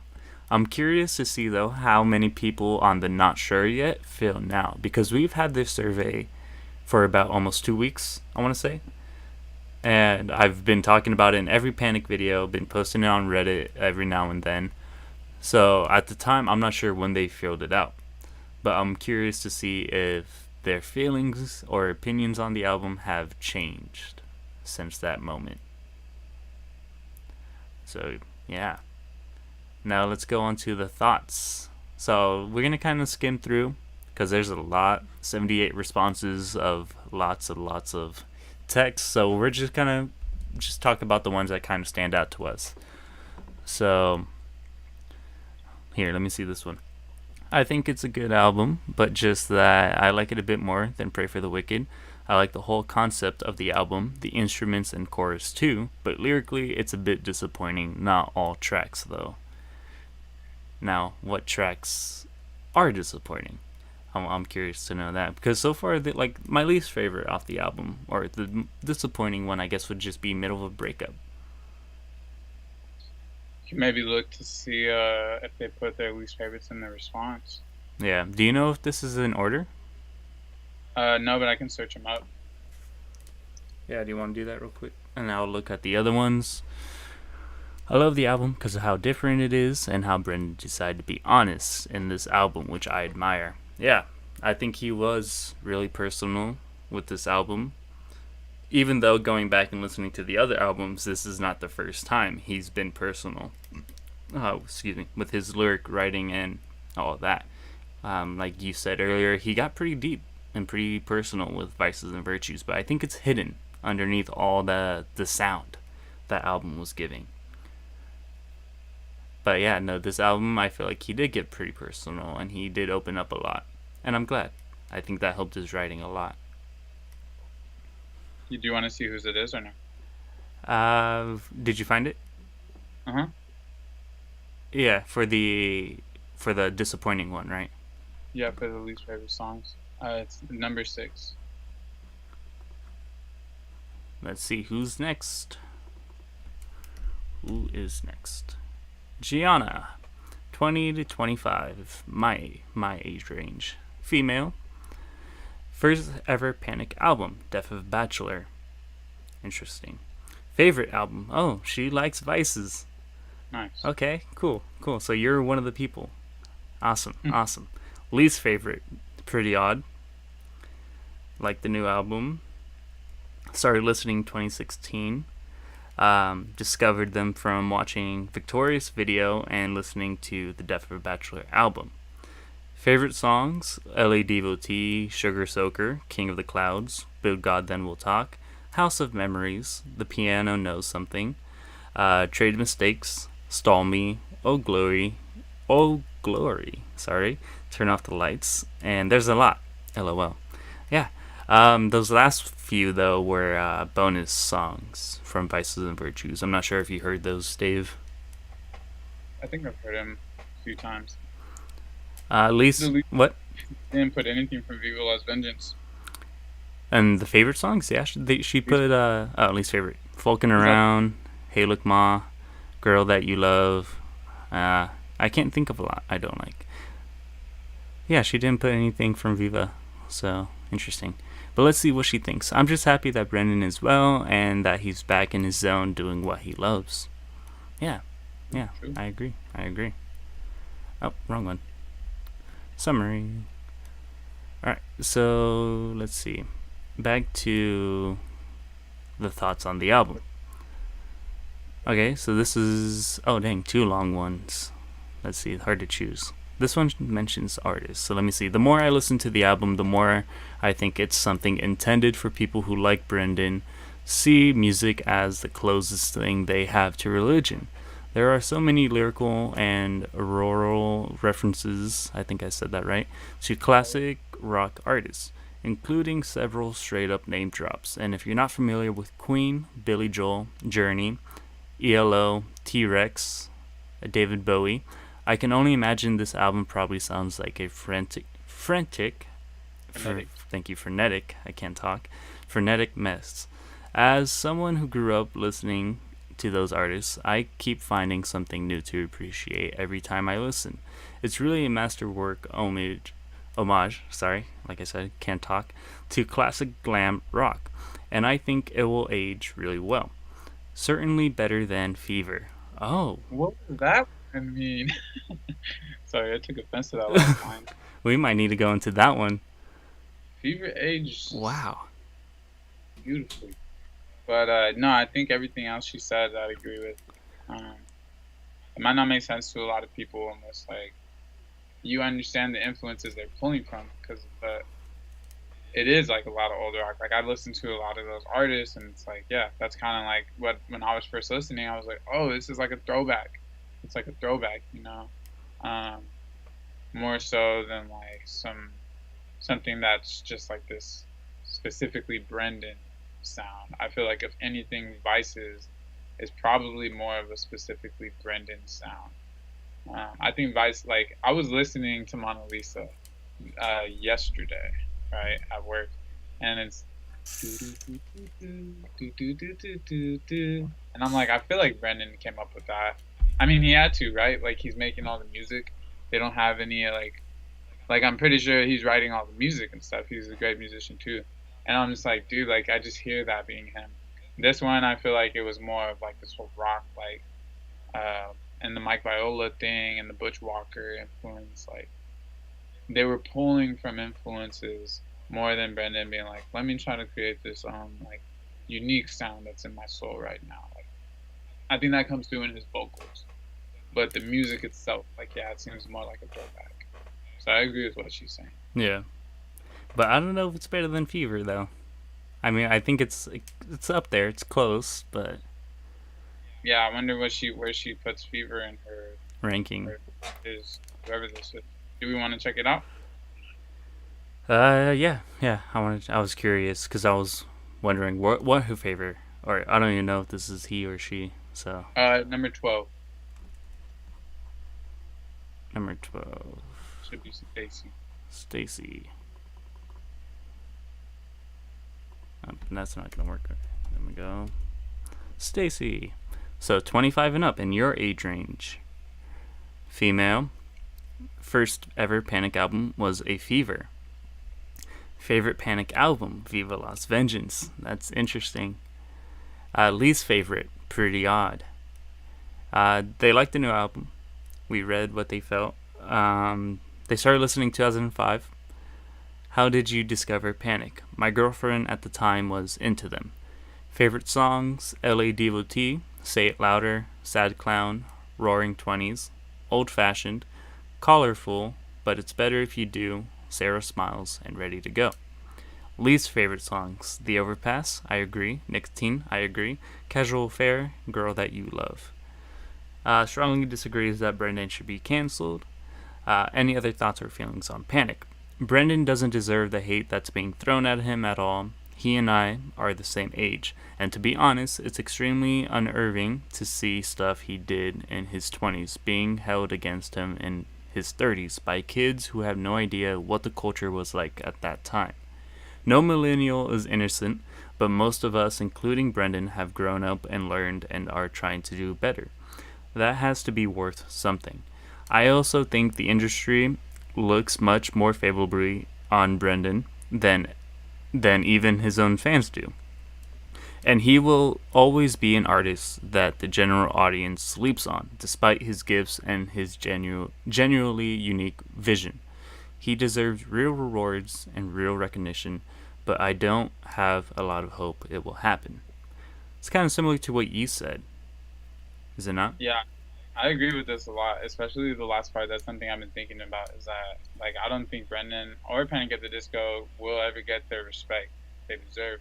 I think they're always kind of still cast off as this weird side band that had I Write Since My Tragedies. Everyone knows that, but it was like a thing of the time, right? As far as the general masses looking in at Panic at the Disco, I don't think they realize that Vices is amazing. I don't think they're gonna look at Viva Las Vengeance and be like, they're important. But so I agree with all that. Yeah, I super agree. Crazy, because I think they're good, man. Really. I agree. I'm kind of just scrolling down because these are more of the somebody put Vincero. That's a good one. I love that. But I'm just kind of scrolling down because there's a lot of responses, and I feel like the ones, yeah. I'm just trying to get to the newer ones because we've already kind of peeked at some of these responses already and loved what we read. So I'm trying to just get to the newer ones. Yeah, just scroll. I freaking love the album. It's a lot. Go a little slower. I love the production, bangers. On a more positive note, huge fan of the internal consistency. Every track feels like it has a place on the record. Even middle of a breakup, which I heard some say feels out of place, works for me. Took a while for that one to hit. I think it's well thought out. I do understand it's not perfect. However, nothing is even Pretty Odd, which is one of the most acclaimed album. Interesting. No one really listens to, and you can tell that by just looking at Spotify. Is that true? Is Pretty Odd like critically acclaimed? Well, I don't know. Should I try to look it up real quick? Yeah. I'm curious because this one did catch my eye when they started talking about Pretty Odd. So people tend to compare by sorry, let me start over. People tend to compare this by saying it's very Queen inspired, Billy Joel, etc. But I think people miss the point that even if it's not, you wait. I can't read, I can't do anything, but I think people miss the point that even if it's not, you'll still complain about it for being another genre. Even Ed Sheeran was not really that concerned when he got sued for his songs due to so-called plagiarism because he knows as a musician things are bound to repeat and be shared at the same light even if there are billions of I can't I'm sorry permutation how David Permutation. what Permutation. permutation thank you to create music. There will only be a very few that will actually sound good and make a mood. Anyhow, going back at it, I really like how it sounded. It's refreshing compared to mainstream music. Vocals are just as good as I remembered it to be, but not being very raw and live, which brings a very different mood. Some people hate it, but but I think it's clear that I don't. Interesting. Did you find if Pretty Odd was acclaimed or not? So yeah, there's a lot of different ratings here, like different sources, right? Metacritic might be the most collective. So Metacritic gave Pretty Odd a 70 out of 100, and it's looking like on average, Fever is getting like 60, and Vice's got a 62. Viva Las Vengeance got an 82 from Metacritic. So I think the critics do like Viva Las Vengeance. Just not so much the fans, I feel like. Even though right here, this person said that it's their like favorite album. Because I was reading it. That Viva Las Vengeance is? Yeah, sorry if I didn't make that clear. They go on to say, I am a fan of old rock and Panic gave it new life with this album. Love it. My favorite song from the album is God Killed Rock and Roll. It's one of mine right now, too, honestly. That was my first favorite song. Yeah, right now it's like, I don't know, one of my go-tos for sure. Got a ring in my bottom lip. Yeah, like I love that whole switch up. Because it screams Queen, and also because the chorus really slaps. I love how much the drum set moves in the song and Star Spangled Banner. The beat for both of these songs really had me dancing. Coming from the depressing repetitiveness of Local God to the rejuvenating beat of Star Spangled Banner really woke me up. I felt the same way because when Local God was going, I had already heard it before the album was released, and I was kind of waiting for it to be over so I can hear that new sound. But when the drums really start going in, like that in that first like 5 seconds of Star Spangled Banner, it woke me up. I had the same feeling. It had me excited. I was like, oh, what am I about to hear right now? You know, I was like, oh, it's gonna be awesome, and it was. It was. Although this was one of the songs I really didn't get attracted to right away, it caught my attention later on after I continued to listen to the album. But yeah, no, that song's really awesome. Yeah, I just realized that that's what I was talking about when you said God Kills Rock and Roll. I was Star Spangled Banner, but I have been listening to God Kills Rock and Roll a lot. But Star Spangled Banner was probably my first favorite song when I heard the album after all of the singles that came out, because the first 4 songs were the first 4 singles, and then so when I was listening to the album, Star Spangled Banner was the first new one. And after the hook, when that verse comes in, the one that I was just singing, like, it hit. And I didn't really love the hook because it felt more like some Pray for the Wicked kind of stuff. But then I love it now. But yeah, Star Spangled Banner, one of my favorites. God Kill Rock and Roll, I've been listening to a lot as well. Hey, I want to finish what they finished saying. Now I know there's a lot of emotion behind the lyrics of Local God, but the repetitiveness of the words Local God had me starting to yawn. Not the worst song, and Star Spangled Banner had pretty lazy lyrics, but the beat, man, I loved the strings and the whole album. I did too, especially the ending, how it slowed everything down. So yeah, hands down, my favorite album. If you could you find who wrote that? I'm curious to see. Um, I think the lyrics in Star Spangled Banner are dope, especially like that line when he says "hardwired to something magic, teleported me out of my skin." That's fire. Where's the response? What are some keywords in it? Starts off with God killed rock and roll. Um, I'm a fan of old rock. Panic gave it new life with this album. Okay, yeah. So 55. 55. Bob. Bob actually, I've been seeing comes up a lot. So his responses are interesting. What's up, Bob? 15 to 20. Male. First Panic album. Too Rare to Live. Too Rare to Die. Favorite Panic album. Viva Las Vengeance. Least favorite album. Fever You Can't Sweat Out. Okay, now Bob, if you're watching, let me know why. Why? Oh, you gotta speak. You gotta speak. I want to know why this is your least favorite. Alright, they liked the new album, read how they fell. When I was 12, the first song I listened to by them was This Is Gospel. Discovered them through a friend.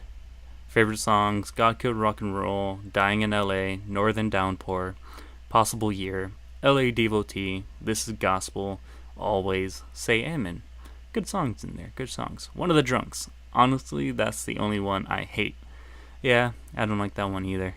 Yeah, I don't like it that much. Neutral about the cancellation. And the final thoughts and feelings. I think I liked any style of songs they would put out, just as long that they don't do anything lazy and weird. Both. If it's only one or two, I can deal with it. But both is unacceptable. Other than that, I know they change their style every album, so I know it's going to be different. It's all about being different and good at that style. Also, my hands were forced to choose A Fever You Can't Sweat Out as my least favorite album, even though I like it too. I like all the albums. I would love to hear Panic make an album full of ballads. I think that would actually be pretty nice too. I also want him to play Northern Downpour live, because I've never heard it live. That would be crazy if he did Northern Downpour live. Just anything old before. Who's gonna sing for Ryan? That's true. I don't know. Probably Mike Viola or something. We'd have to get a new band member named Brian. Brian. I also... Okay, yeah, I just read that. But sadly, I feel like it would never happen, because the song is so touchy for Brendan. It's been years, though. He needs to try singing it. He needs to try singing it again. Do it. Yeah, I'm down. I like that. I like that review. I can't believe he landed on Fever, but at least we know what the thought process was. Yeah. So Bob, you don't have to comment, but you can. But still, Bob, how is Pray for the Wicked any better? I want to know that. Dude, I really wish that Death of the Bachelor was all ballads, like all Frank Sinatra, Impossible Year, Death of the Bachelor type songs. Like, I think that album, I don't know, with how many people really like that album, I really don't know if I think that would affect it. I don't think a lot of people would have liked that album. And a lot of the fans who came from that album probably wouldn't. But maybe that's why he didn't. He only did like 2 of those kinds of songs, but I personally, and I was listening to Frank Sinatra a lot at that time, actually. So I was really excited when I heard Death of the Bachelor. But I think when I heard the rest of the album, I was like, But it was cool. Hey, it sucks that I have to do this, but I'm just noticing my camera's dying. Well, it has like 1 bar left, but we gotta kind of move this a little quicker just so my battery won't die. Yeah. I think we're at like 1.5 hours already. So. I know, this is going longer than I expected. But yeah, I don't know. I wish we could read all these guys, but thank you guys so much. I know I will after the live stream, because I'm still very curious to see what all you guys have to say. So if they won't be mentioned in the video, I apologize. Unfortunately, my camera's dying though. I charged my battery right before this too. You can't charge it while you're recording? No, I would have to take it out of my camera and, Yeah. Someone said that this album was Panic's F you, I'll do what I want. About Viva? Yeah. super duper epic. I like that. I like the emojis. Dope. Yeah, I'm trying to just kind of go through them all so everybody can see theirs. Solid edition. It's fine. Yeah, we saw that one. Vocals amazing. Definitely a breath of fresh air. Fire vocals for sure. Better than some people are willing to give credit for. I want more of my friends to listen to this and tell me what they think. Dude, Even if they don't like Panic, I'm just genuinely curious. I know none of my friends would mess with this album at all. They all love rap and hip hop, and yeah, I have friends who are rock heads, and like I want to know what they would think of like Sad Clown. what are your thoughts? Oh, watch the video, you'll find out. Yeah. I like all the songs, but they sound similar to me. The very last one. Yeah, that's the very last response. Let's see who that was, real quick. 96. Somebody just responded. Dude, bro. Huh? Dude McDudeski. What? Go to response number 96. Number 96. What? It's Dude McDudeski, bro.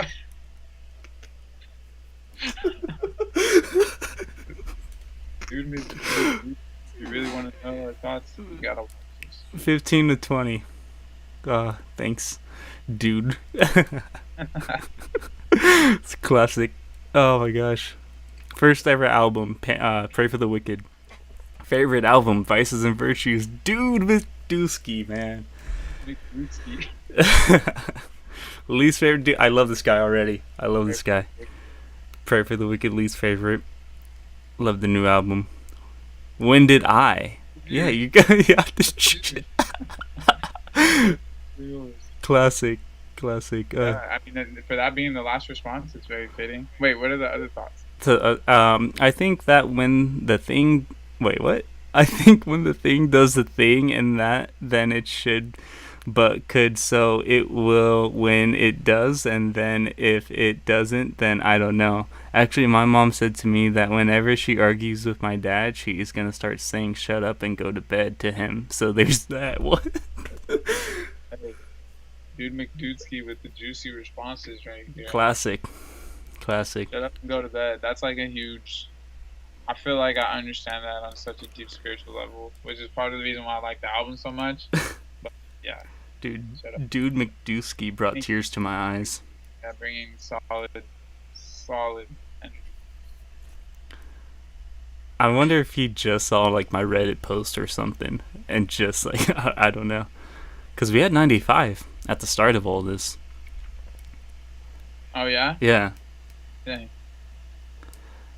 Okay, so I think we touched upon enough of Viva Las Vengeance. Yeah, we can move on. So when did you first start listening? Now let's see. We have a lot of 2010s, like 2016, 19, 18, 17, 1, 2005, 21, 22, or 20, sorry, 15, high school. Okay.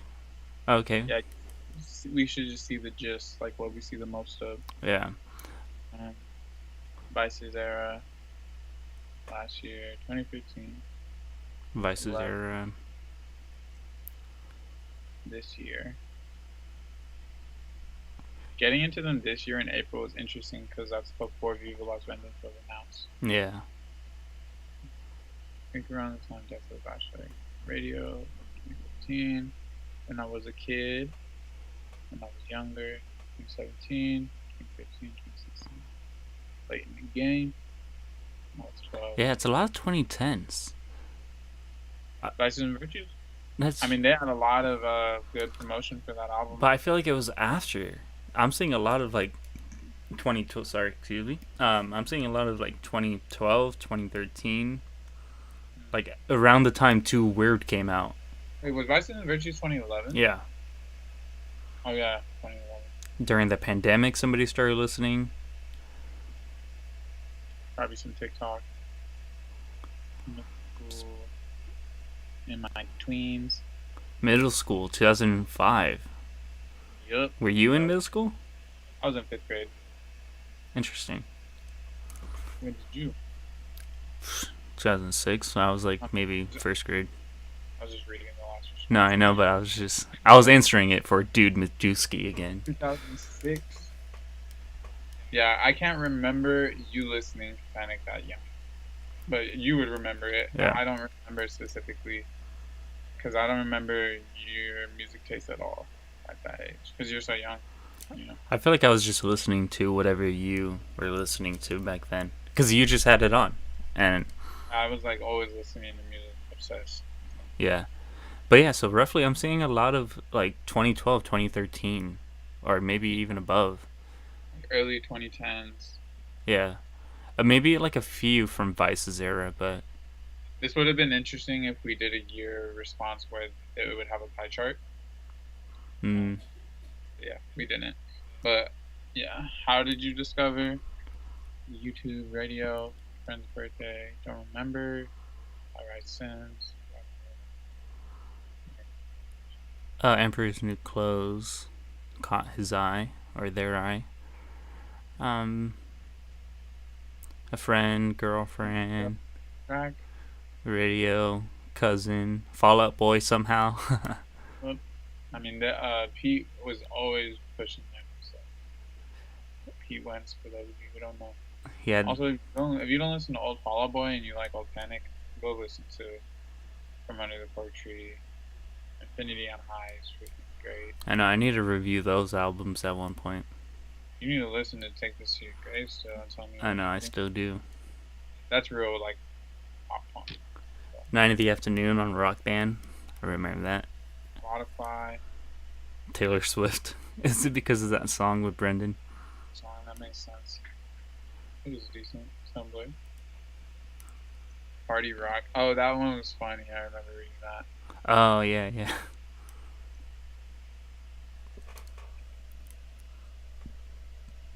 Let's see. Music video for High Hopes. Disney playlist. Oh, yeah, because he did a Disney song for Frozen. That's right. Oh, really? I never heard that. I was thinking, like, This Is Halloween or something. That's a good cover, too. I like that one. That's not Disney, huh? It's A Nightmare Before Christmas. It's Disney. It is. Yeah. Or I don't know if it's called like Disney's A Nightmare Before Christmas, but Yeah. If they're owned by Disney or whatever. yeah. YouTube. So a lot of it's through like friends or the internet, like YouTube or social media. Discovered them through 21 Pilots. Ready to Go was at the end of Smurfs. What? Ready to Go. I heard Ready to Go at the end of the Smurfs movie. And I loved it so much, but didn't know what it was called. I did not know that. Yeah, I didn't know that either. 21 Pilots. Oh, because 21 Pilots, Panic at the Disco, and Fall Out Boy went on tour and we missed it. Dude, imagine going to that album. I mean, that tour. That would have been the only tour I'd rather go to than the one we're actually going to. Yeah. It's like the early Panic tour, like the first one where they had all the theater actors and stuff. But I think Panic was promoting Too Weird to Live at that time, though. So we would have got like songs from there. They played Vices, and they would have played. Oh, most definitely. We would have had a better chance of hearing those songs than we would when we go see this album. Yeah. I went to make a meme and I was looking for a song that goes, "You love me, let me go," which is really good actually. Is it gospel? Yeah. Yeah, that's fire. Who friend? Don't remember. Friend told me about it. TikTok. I buy the CD at Walmart. Dang. Was it just playing at Walmart or? Could have been. Burn a copy. Heck yeah, burning CDs. What? Guitar Hero Live had Girls, Boys? What? MySpace. A friend let me burn a copy of Fever. MySpace. Nintendo Fusion Tour. They opened for Fall Out Boy with Boys Nights Out. I saw an interview with them talking about that tour. It was one of their first performances actually. Apparently they didn't know how to tour and perform when they had already recorded most of the album. So they had to learn how to be performers. Panic? Panic at the Disco. That's interesting. I would have to find that on YouTube. Some of that stuff. No idea. Probably through 21 Pilots. But it's funny. I found 21 Pilots through you. How did you find 21 Pilots? One of my friends showed me a car radio, and I was like, "Yeah, this is dope." I don't know if they were already signed to Fueled by Ramen or not, but I didn't associate them with Panic or Fall Out Boy. It What was just coincidence when that all came if it was at the time of Vessel was released or the music video for Car Radio? Then yeah, they were already signed to Fueled by Ramen. because it was 2013 because I was a freshman in college. Yeah. So It yeah, was they were already signed. yeah. Cause yeah, Car Radio was on another album before Vessel called Regional at Best. But when they signed with Fueled by Ramen, for some reason that album just disappeared. No Yeah. songs were on Apple Music or Spotify. They were on YouTube, but so they were getting taken down. But Car Radio was on that album, Regional at Best, and that version of the song is actually different than what's on Vessel. Not Already has another version. Yeah, not such a big difference though. Like there's still that techno element beat, especially at the end with the screams and all that. Like that's all still there, but it just the quality is different, you know. It's probably because of the record deal. Like, it's kind of like the same reason why there's Panic demos and then from Fever. Like, once they get signed, they take the old demos of like, oh, you made this when you were independent. Now you're not independent. We need to hold you to this other higher standard of quality. So we're gonna give you our producers to fix it. And in the case of Panic, they didn't fix it. They made it worse, in my opinion. Yeah. But I haven't heard any much of the 21 Pilot demos. I'm also not as into their old music. So. Yeah, there's not too much demos to really dive into with 21 Pilots though. But I mean, I did listen to that album. It's different than anything they've really ever put out, and there's a lot of love for it by the fans. But yeah, 21 Pilots hardly talks about that album, which is funny, I guess. Probably because it's more like an EP. Yeah, I think it had like 11 songs, or maybe 12. More like a mixtape by them. Or like once Yeah, independent, right? yeah, because even Guns for Hands was on. I think Migraine too. Those are the ones that made it to their Studio album, yeah. But anyways, yeah. moving on. Favorite songs. Let's see what some of the people's favorite songs are. Nearly Witches, Sad Clown, one of my favorites. Good God. Say It Louder. New Perspective, that one's fire. That was one of my favorites for sure. Still is. Yeah. I still like that song. I think that's a Even- top 5. Sounds like some corny pop music, but I always use the word corny. It's good. It's quality. It's not corny at all. Even that music video, I remember like the first time like watching it. Oh yeah. And I remember you made a big deal about it, or the way you were explaining it to me. You were like, this is like their first song ever since like they split up. This is what they have like now. Yeah. It was just him and Spencer, and the way they were dressed and stuff. Like, it was a big deal, dude. Because I loved Pretty Odd. You know, even though I could admit when Vices came out, I was like, Pretty Odd is the worst album, but I still loved it. So, yeah. This person did a favorite song from each album. I think that's cool. Time to Dance, Mad as Rabbits, Nearly Witches, Mad Rap. This is Gospel, Victorious, King of the Clouds, and Sad Clown. Yeah, Victorious isn't bad. Yeah, I like the way he sings, like the Yeah, verses. the vocals are fire. Yeah. The vocals are I like that. fire. King of the Clouds is good too. I feel like that one's a little too much for me. I don't know. I used to like that one when it came out. I just kind of feel it's a little too distracting with the vocals and the sound that all comes in together for the chorus. I don't know. It just sounds a lot. I need to double check because I listened to Play for the Week of like 2 weeks ago, but I can't fully remember all the differences. The Calendar. Calendar, Bittersweet, Crazy Jeans, Say Louder, Mona Lisa, Hurricane is fire. When the Day Met the Night, it's my jam. Dang, this person played a lot of good ones. Tables Are Numbered is fire. Tables Are Numbered, there's a reason these tables are numbered. It's just something, yeah. Time. I love how the songs are ridiculously long. I don't know why that was a thing back then, because even Fall Out Boy was doing that. Yeah, truly. Fall Out Boy was going in. Like, I don't know why that was such a thing. I think there's some influence. That could be some Pete influence because Pete was kind of the genius behind Fall Out Boy, the writer, and he's also the kind of the genius behind like what Fueled by Ramen or DK Dance, whichever one.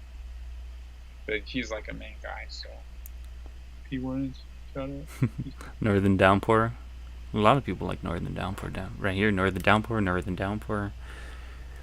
Yeah, it's a good one. At least for Pretty Odd's sake, people who don't like it, yeah, that's one of the better songs. I feel like the people who don't like Pretty Odd but have favorites are like Northern Downpour, like 9 in the Afternoon, like the popular ones, I would say. Yeah, I like all of them. Like Pretty Odd, I love She's a Handsome Woman. Fire. New Perspective. Sugar Soaker, like Liam. Yeah, I know he loves it. God Kill Rock and Roll. Really like all their songs, but my favorite has got to be The Calendar from Vices and Virtues. That song I played to get my siblings into the band as well. That's an interesting song choice. Because for like the two our brothers, I feel like the first one we showed them was from, I think I showed them This Is Gospel.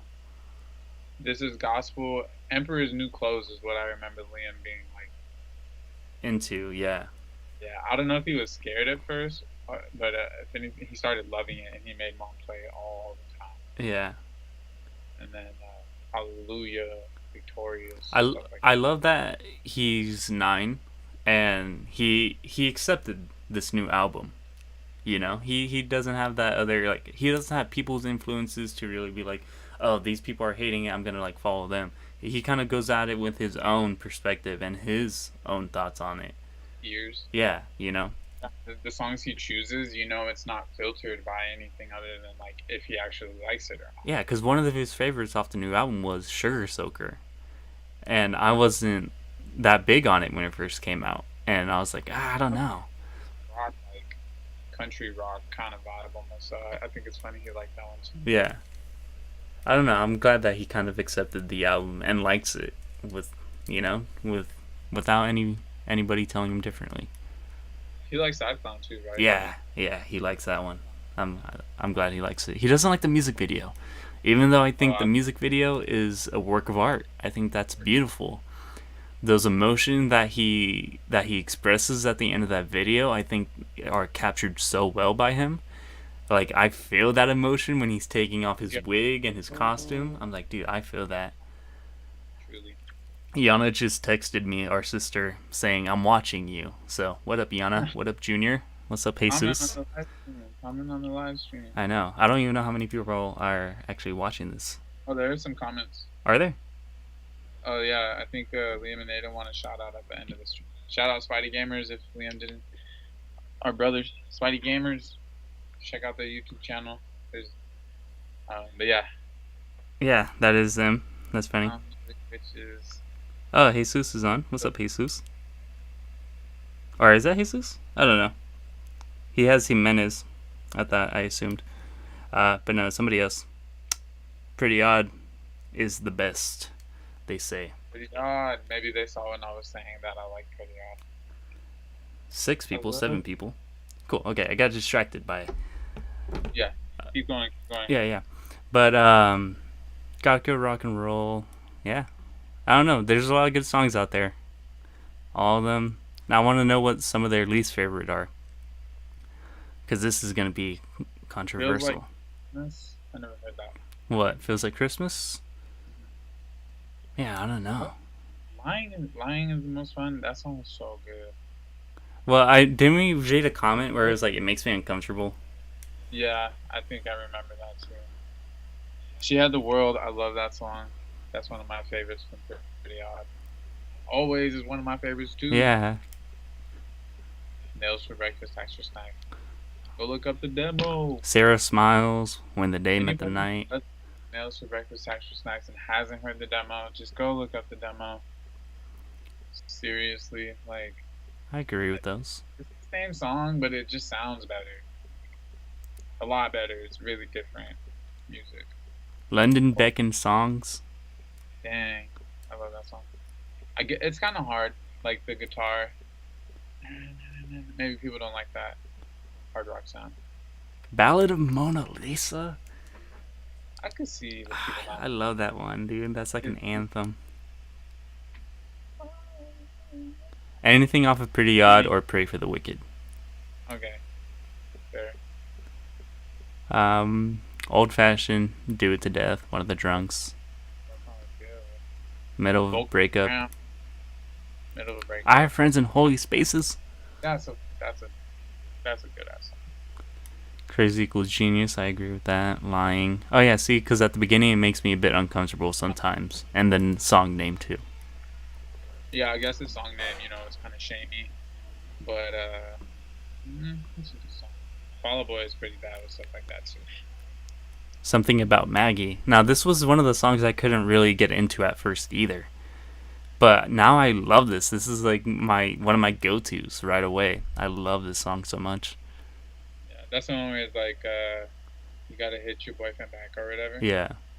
I like I love that little breakdown with the strings and like the middle section of the song. I think it's breaking down so well, and I love it. And that's why I'm so glad that they're bringing an actual, orchestra band with them. Wait, that's the one where he's like, people say, Yeah, Run Away, Run Away. Yeah. Yeah, I thought that was awesome. That breakdown? Yeah, yeah. Yeah, that song's pretty sick. Anything from Viva Las Vengeance. Also not a fan of his cover Into the Unknown. That's the Frozen song. Oh, okay. But anything from Viva? I guess. Yeah, it's not going to be everybody's. Miss Jackson, Hallelujah. I agree with all that person's opinion. All these songs right here? Yeah, assuming they're talking about the studio version of Nails. Folkin' Around? Yeah, I can't really stand Folkin' Around.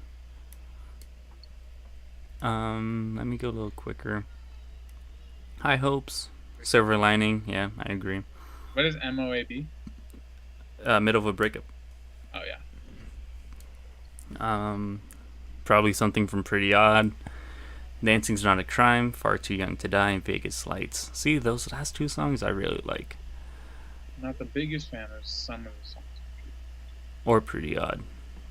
A lot of the songs on Fever have alternate versions that are a little better, more raw. Least favorite songs from Viva Las Vengeance are Star Spangled Banner, Something About Maggie, and God Killed Rock and Roll. Least favorite songs from the rest of the discography are Hallelujah, Dance Is Not a Crime.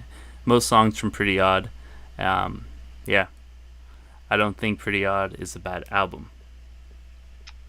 Me neither. One of the Drunks. Honestly, that's the only one I hate. Yeah, I respect it. That one's not good at all. Most songs from Pray for the Wicked. You mean all songs from Pray for the Wicked. They're my least favorite, at least. Behind the Sea, Mad as Rabbits. Wait, what does that person mean? No such thing as its appendix. No such thing is its panics. Maybe Panic doesn't have a bad song. Besides songs like Good, Bad, Dirty, I don't know. Yeah, I'm not a big fan of the Good, Bad, and the Dirty either. Nearly Witches. Dang. That one's fire. Man, I don't like most of Fever. Sorry. Man. I wonder why. And see, that's where I wish I could know how old these are. Can you find that out? Yeah, let me see. I want to take a guess that this person is in the age range of 10 to 15. If I'm wrong, then that's going to be surprising. I gotta include the actual punctuation. I don't like much. Most. Most. Am I spelling it wrong? I don't like. Most of Fever, period. Sorry. We're trying to crack down on who this is. 72. 72.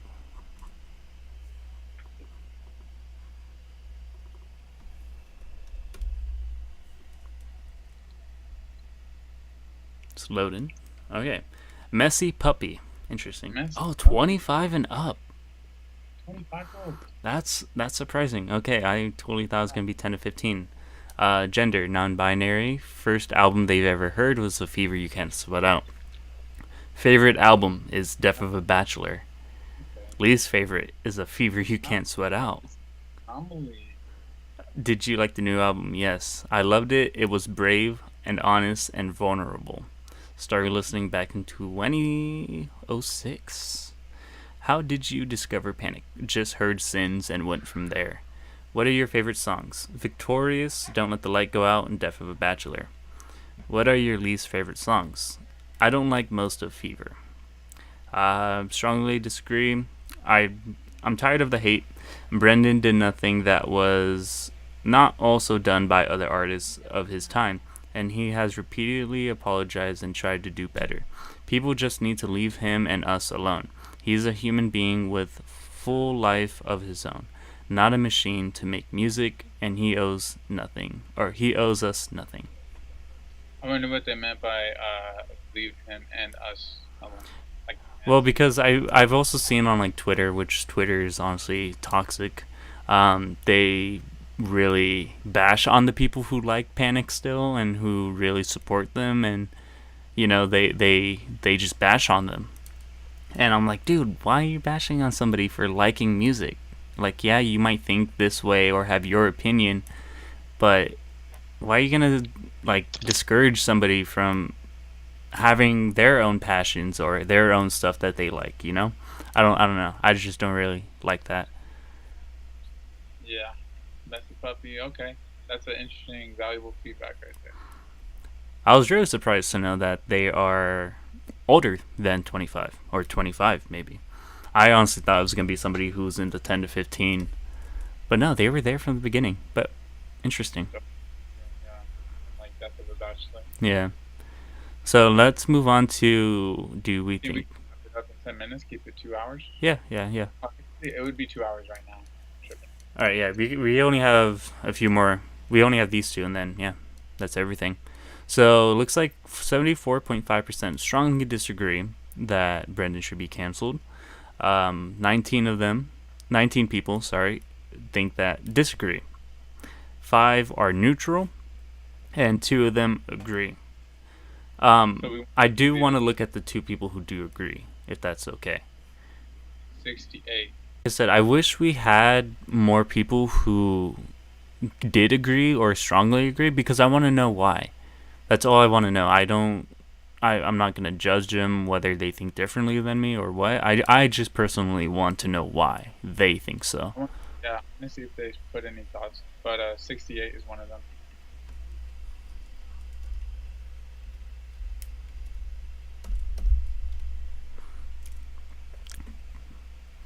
Carl, 15 to 20, male. First Panic album ever heard was Too Rare to Live, Too Rare to Die. Favorite Panic album, Too Rare to Live, Too Rare to Die. Least favorite, Viva Las Vengeance. They did not like the new album. Thoughts on the album? It feels like Brendan tried to write something in line with Pretty Odd and Vices, and just completely ruined everything that was great about those albums. The basic and boring lyrics, the instrumentals sound awful, not to mention the mixing literally does it no favors. It feels like it tries to recapture older sounding Panic and depart from the direction of Pray for the Wicked. I'm glad it does that, honestly. But Brendan doesn't realize that he isn't Ryan Ross and cannot, for the life of him, write like he does. Telling me Brendan worked 3+ years on this seems insane, as it feels like a school project rushed into one night. I truly cannot stress this enough. As a massive fan of Panic, this album is a nightmare front to back, and I pray to God nothing like this ever gets made again. Yeah. Thank you for the response. I appreciate that. Man. Viva La Vengeance. Non-enjoy for sure. Man. This is the Girls Boys Guitar Hero. Yeah. Favorite songs: Colorful, Casual Affair, Nearly Witches, Miss Jackson, and Kamisato. Least favorite songs besides songs off of Viva Las Vengeance, Girl That You Love, Good and Bad and the Dirty, One of the Drunks. So now they agree. So now let's see. Okay, he wrote a pretty lengthy response. So I'm not going to write about the drama or canceling, just other smaller things I really dislike. Panic is not a band anymore. After the OG members left, it was barely Panic. but the members were more or less replaced with Dallin and Kenny, and it felt like new members of the band. Dallin and Brendan filmed vids together. They were credited, given recognition for their work, and included on a lot of writing process. But when they all left and Nicole and Mike came in, they are both so cool. I love it, but now all the merch is just Brendan. He doesn't even introduce them, and it really just feels like a touring band. And seeing Brendan neglect the fact that this is a band is really upsetting. Justice for Nicole and Mike. They deserve better. And Brendan taking credit for Dallin's song is really insulting. Nothing on Viva Las Vengeance or Pray for the Wicked is nearly as good as prior projects with Dallin or Ryan, and the poor writing of the newest project really just shows that Brendan cannot write and did not write anything, or did not write any of the hits earlier in his career. And the fact that High Hopes is as big as it is really sucks, because it proves Brendan right. It proves that basic writing and basic instrumentals equal success more than the creative songs written by Dallin and Ryan that are ultimately enjoyed by the fans way more. Damn, Wow. this is good. This is juicy. Yeah, that's really good. I like that. So, dang. So, we haven't seen this one yet. This is brand new. Yeah. I feel like this is a combination of all the sentiment. Like, agree that he should be canceled. Seems like very much pro Ryan in the past era, pro Dallin in the Dallin era, and even what's going on with Mike and Nicole right now, and beef. That's, dang. I don't even know. I think that a lot of what I see here too is like, I think a lot of this stuff is about marketing that this person is not really happy about, because like, I think it's a marketing thing that Brandon is staying the sole face of the band because he's the only person who's been there the whole time. That's what I think gives Brandon the right to be Panic at the Disco, is that he's the only person who was there for Fever. He's the only person who's there now. He's the only person who's been there this entire time. It is his band, 100%. Ryan gave it to him when Ryan decided to leave with John Walker to go make their other band. Basically gave Brennan the band and Spencer, right? And Spencer decided to leave, decided not to come back. Dallin, that's a whole nother story. Okay, Dallin made one song, right? Mm-hmm. That all the Dallin fans are mad about. Okay, like that's fine. I don't even like that song. Like, and it's all good. And Dallin, I think Dallin seems to be a massive hater too. And I'm sure, like, okay, Brendan might not be the nicest person and stuff like that all the time or whatever him and Zach were up to. Seems pretty, like, toxic in general. But I think what's happening now, like, with Nicole and Mike, it's like, Mike's like an old dude.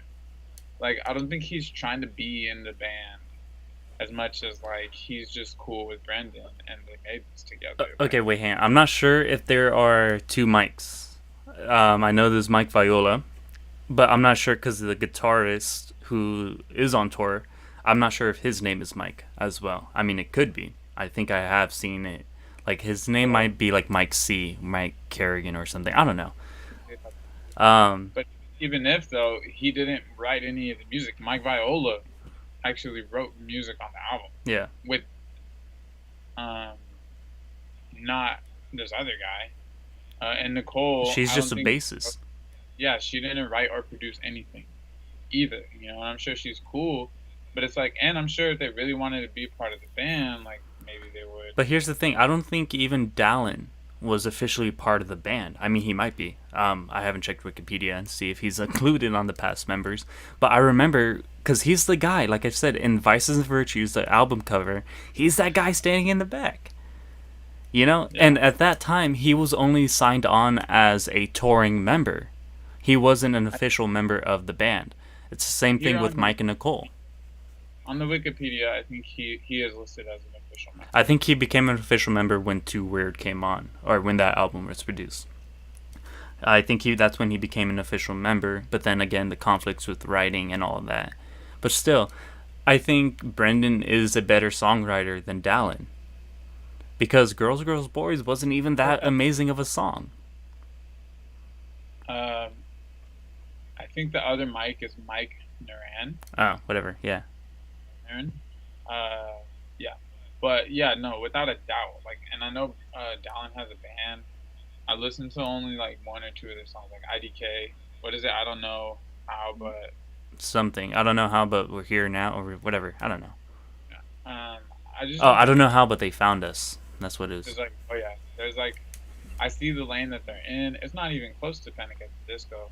Panic at the Disco is super different. And yeah, I guess you can hate on after Down the Left, they did the whole Pray for the Wicked thing. You can hate that.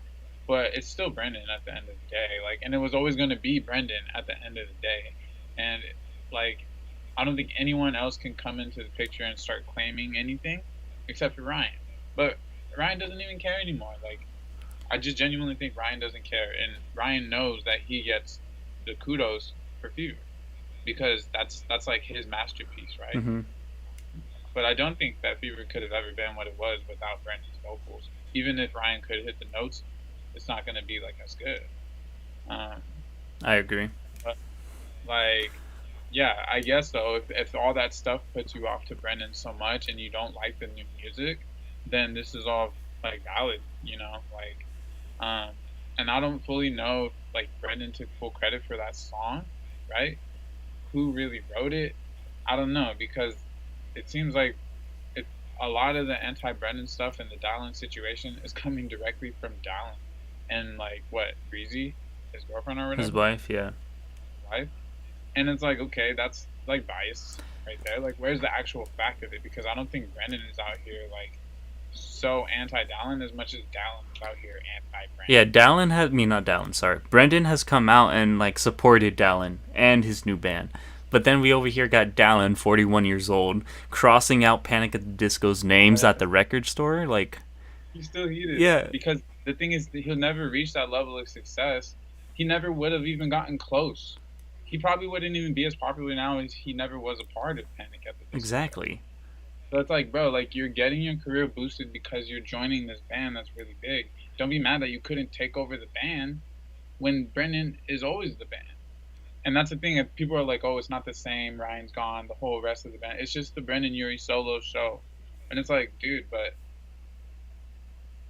it's, I guess, yeah, if you like that or not, I do like it, you know, and I would be down for Ryan to have never left, but that was never going to happen. Like Ryan he's really different. Go listen to Local God. It's talking about how this fool doesn't really care about the fame like that. He wanted to be a rock star. He got that taste when he was 18, freaking legendary, whatever, emo scene, legend, Local God, whatever. But he walked away from it because it probably wasn't for him, right? For Brendan, it was for him. That's why he did the whole LA Hollywood thing, you know, and then the Broadway thing. Like, that's what he likes. He's a really goofy, energetic, outgoing guy. It fits him. And, like, that's what he's trying to do. Like, that's what I grew to understand after Viva La Goodness came out. It's like, now I kind of understand more of who Brandon is and why he's doing what he's doing. But I think it's all really interesting. That's an opinion I think we were looking to see. Yeah, and I think we're gonna have to end it on that one because now my camera's flashing at me, letting me know that my battery is going to die. I just don't know when. But yeah, I don't know. I want to end it off with this too, though. I think the music video for Do It to Death is also pretty significant with the whole symbolisms, everything that was shown in that video. What was it? I sent you the screenshot. What was it again? The screenshot of what? Before you finish your thought, the other agree, because I can see it. They didn't put any extra comments. Oh. Well, I'm glad So that they we didn't get to explain. read that one. Yeah, for sure. So the screenshot you sent me was from Do It to Death. Yeah.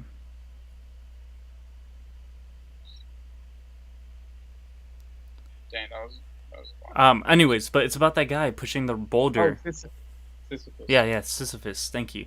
I think that's pretty significant too, and I think that's also kind of foreshadowing where he's gonna go with the next music.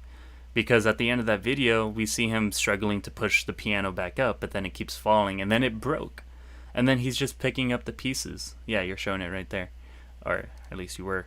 But yeah, he failed to push it all the way up, and it broke, and he's just picking up the pieces and trying again until he can actually get it up there. And so I feel like that's representing him knowing that, yeah, throughout his whole career, he's had his ups and downs, and, he just never stopped trying to do better. And I think that's where my camera just died, so I think you guys might just be able to hear my audio only. Yeah, we can hear. But my camera went off, or what? Yeah, we can still talk. I mean, Yeah. at least keep it up. Okay, so But yeah, my camera died, so you just get my voice and a black screen in the corner. But yeah, as I was saying, I think that's gonna foreshadow where he's gonna go with the music next, and I think that shows that he's not gonna stop, which I'm glad because he's what, well, 35. I had a different interpretation. I saw that the whole thing with Viva Las Vengeance in the beginning of Viva Las Vengeance of the album is the first song in the video where the piano was killing him. And it's this whole thing that I think like him trying to push this rock star dream that he loves so much and keeps going on and on about, like it's like killing him, it's burning him out, and like he's getting washed up. That was the impression I got when Viva Las Vengeance dropped, the first song after the album. That like, oh, he's gonna address like this whole washed up thing, because I thought he was getting washed up after Pray for the Wicked, and then he dies, like, or the piano eats him, right? Yeah, and then And then spits him the back album, out. Yeah. the rest of the album happens where it still has similar vibes, where it's like this rock legacy thing. But in Do It to Death, which I really like that song, and I remember you not liking it so much. And then I was like, the line that I really like was "Nothing lasts forever, so let's give it a try." Like, I just really like that lyric. But then in that song, in the video, after the "Shut Up and Go to Bed," which I think "Shut Up and Go to Bed" is like the essence of Viva Las Vengeance, because it's like this whole Vegas thing, this whole like fantasy rock star thing he's living, and then it's like somebody, and I imagine it coming from like his wife or something, just being like, "Bro, shut up! Like, we're tired of you doing this. Go to bed. Like, it's late. You're in the freaking studio yelling and screaming like anyone cares." And that's like the whole vibe I feel like Brandon is like expressing, is like, and it's like, but he's killing it. And the whole expression of that, I think it's a good expression.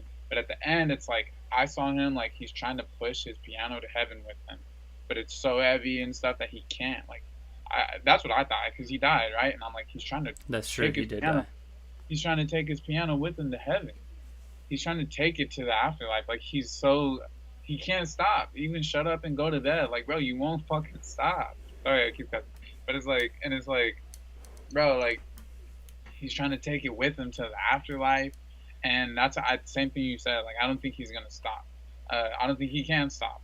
I think that we're never gonna get the end of this guy, and he just has this crazy energy, and he keeps going.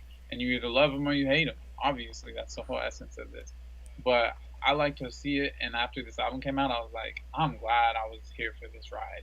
I'm glad that I've been a part of Panic's journey from the very beginning, and I see it what it is now, and that's what made me be like, bro, we have to go see this show, because it's been all these years that we love Panic. We tried to go see Vices and Virtues, and our mom wouldn't let us, because I was still pretty young too. I was like 15, 16, and she just wouldn't let us, and we didn't have money anyways, because neither of us have jobs to buy the ticket ourselves, and so we missed it. And all the other tours I wouldn't have been that interested in. We've seen 21 Pilots, what, like twice? You've seen them more than me, but I saw them twice. You saw them once. and then You saw Coldplay.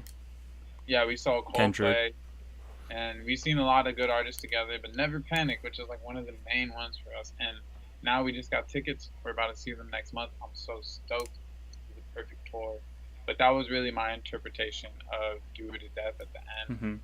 I do like what you brought into it. The Sisyphus, like, constantly, Zeus condemned him to like have to push the boulder up the thing endlessly, to where once he gets it to the top, he goes right back to the bottom. And that's kind of the same thing I think too with Brendan, like making albums. That's probably how it is, right? But what I saw was that he's trying to take his piano to heaven. Yeah, one thing that you mentioned was with the "Shut Up and Go to Bed."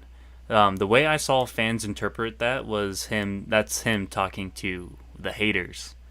That's because there's a few lines. I feel like that's also kind of at Dallin as well, with Dallin still being a kid and still like carrying on the feud.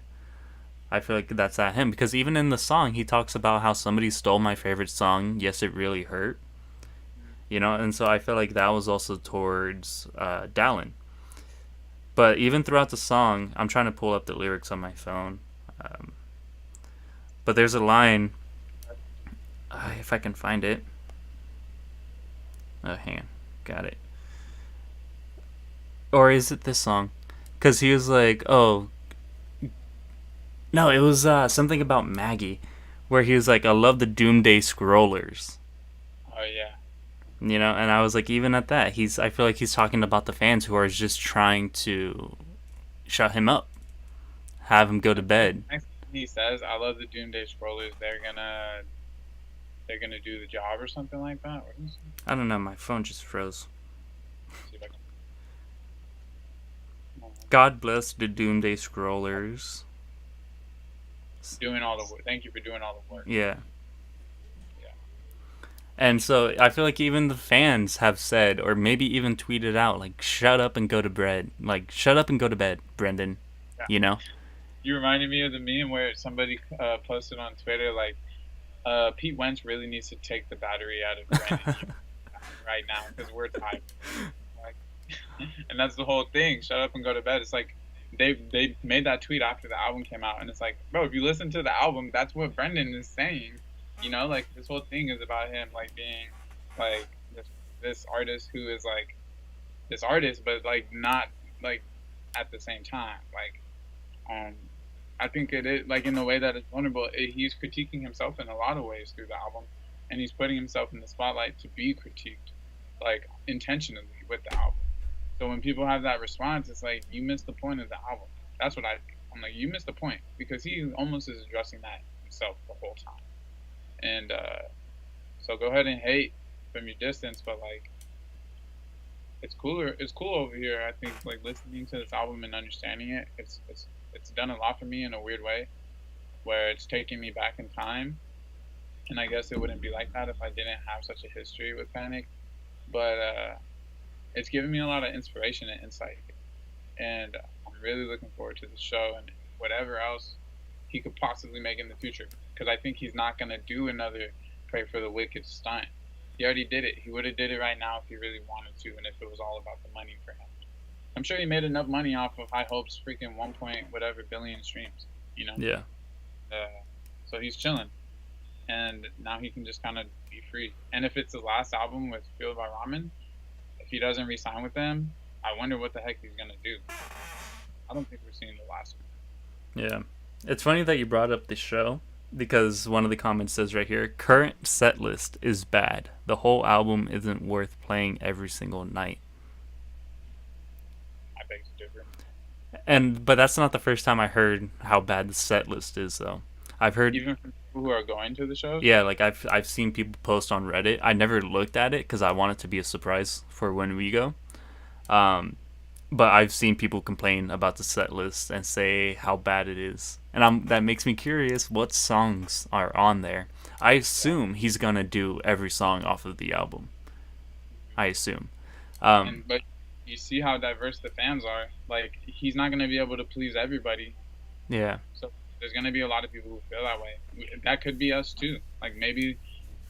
I mean, my least favorite is Too Weird, and I doubt that's the middle album. And the least, like, I doubt he's gonna play a lot from that. I bet you he would play Miss Jackson, Girls, Girls, Boys, and that's probably about it. Of them, because if he does that, or maybe This Is Gospel. Yeah, that would be dope. But if he does, that means he's gonna play like all the hits from all the albums. I hope. The one I really want is Nearly Witches, but I really don't think we'll get that. Sick as heck. But we're just gonna have to wait and see. But we know he's gonna do Sins. Like, yeah, that's a given. Yeah. I'm just gonna let it be a surprise that day, and I'm gonna go listen to some of the other albums, the songs I like, and just hope those are the ones that he might pick. But I'm sure it's not that bad, dude. And we know most of all the music. So. I want to smash an egg against Brendan's forehead. Should we look at that one real quick before we end this? Yeah.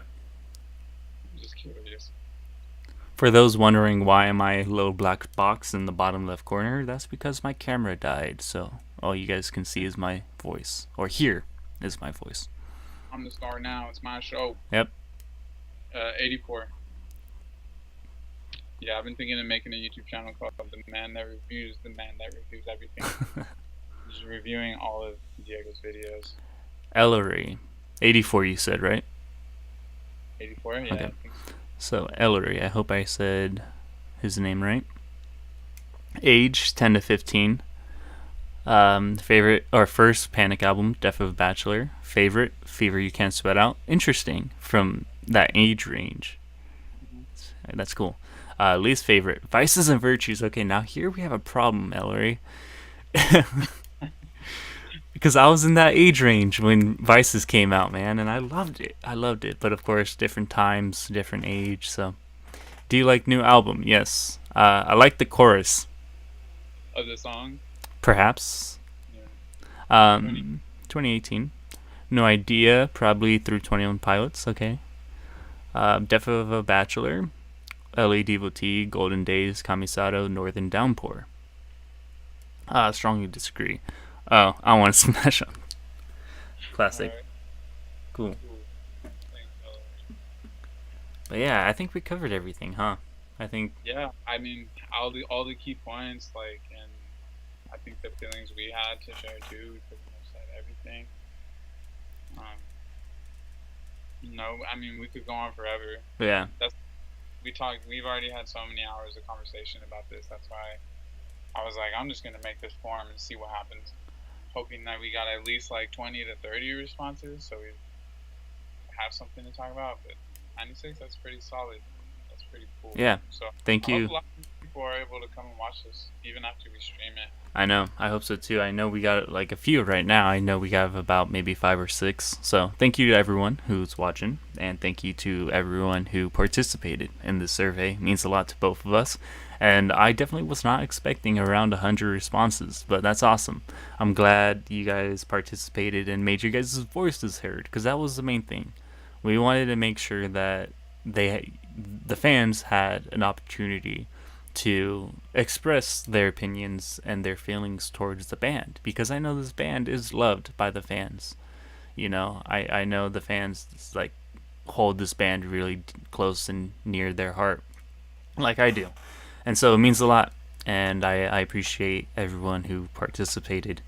Again, this is coming from the little black box in the corner. Right now, I'm waving, but you guys can't see me. But yeah, it's awesome. I'm glad we were able to make this video. It took us so long. We were trying to make it last week, but then technical difficulties happened, and then we pushed it to, oh, let's do it this weekend. But again, difficulties and scheduling, and it was just, But finally, we made it work, and we got it to happen. So glad that we did. But yeah, we talked for about, 2.5 hours now? It's pretty long. So again, I thank you to everybody who participated, who's watching, and who will watch in the future, especially if you guys made it this long. You know, if you guys watched the whole 2.5 hours, or even if you just skipped around too, that means a lot to me.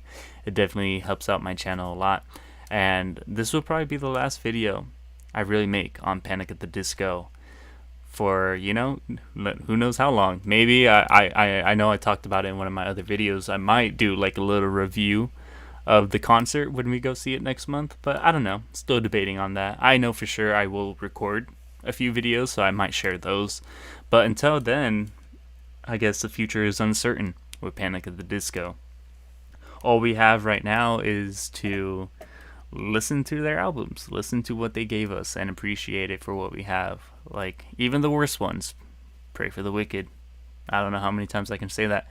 But, I still appreciate that album. I still respect it, for the work that he did put in. Because there are like 1, 2, maybe 3 songs on there that I really do like. And I do have on a few playlists. But other than that, I mean, the album is just not their strongest. It's one of the weakest in my opinion. But it's one I can still appreciate and respect.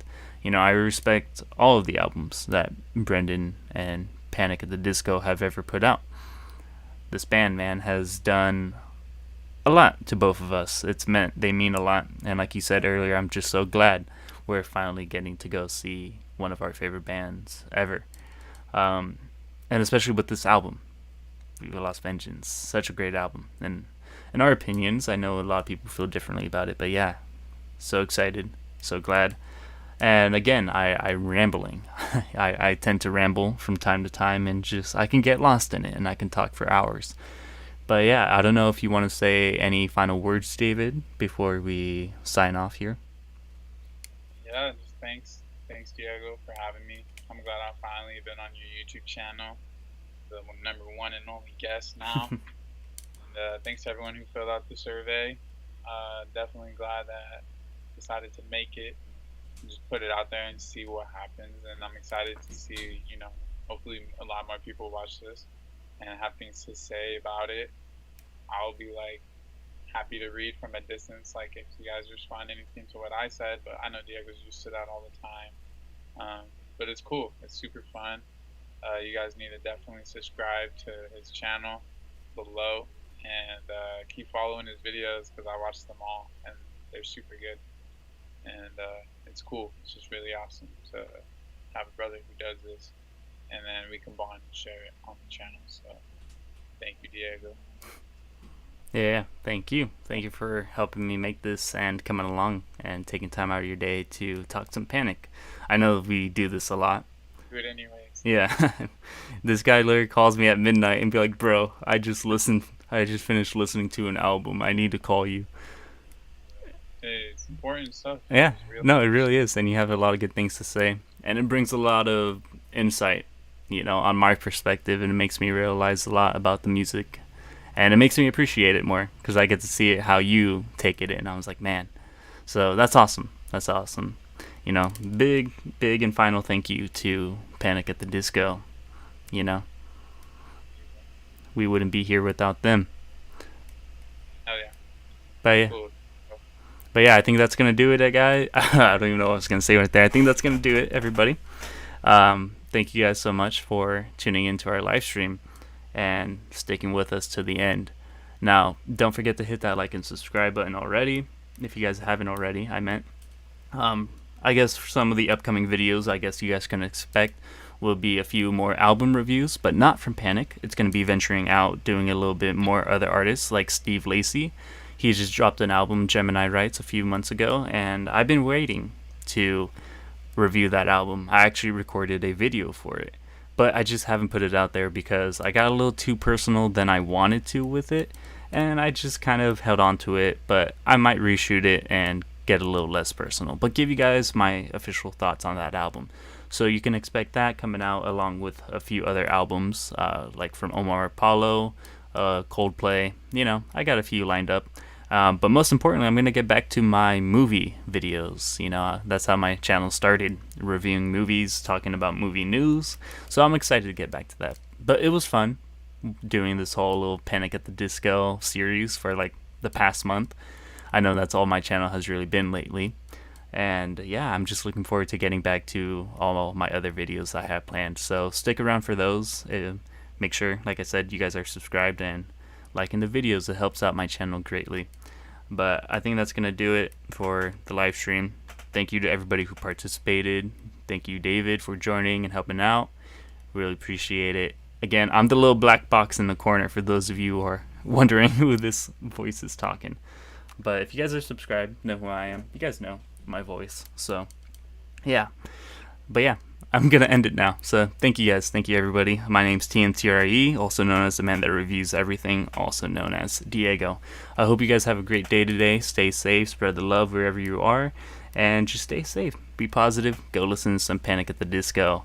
And yeah, thank you guys so much. Thank you, everybody. I'll catch you guys soon. Alrighty. Peace.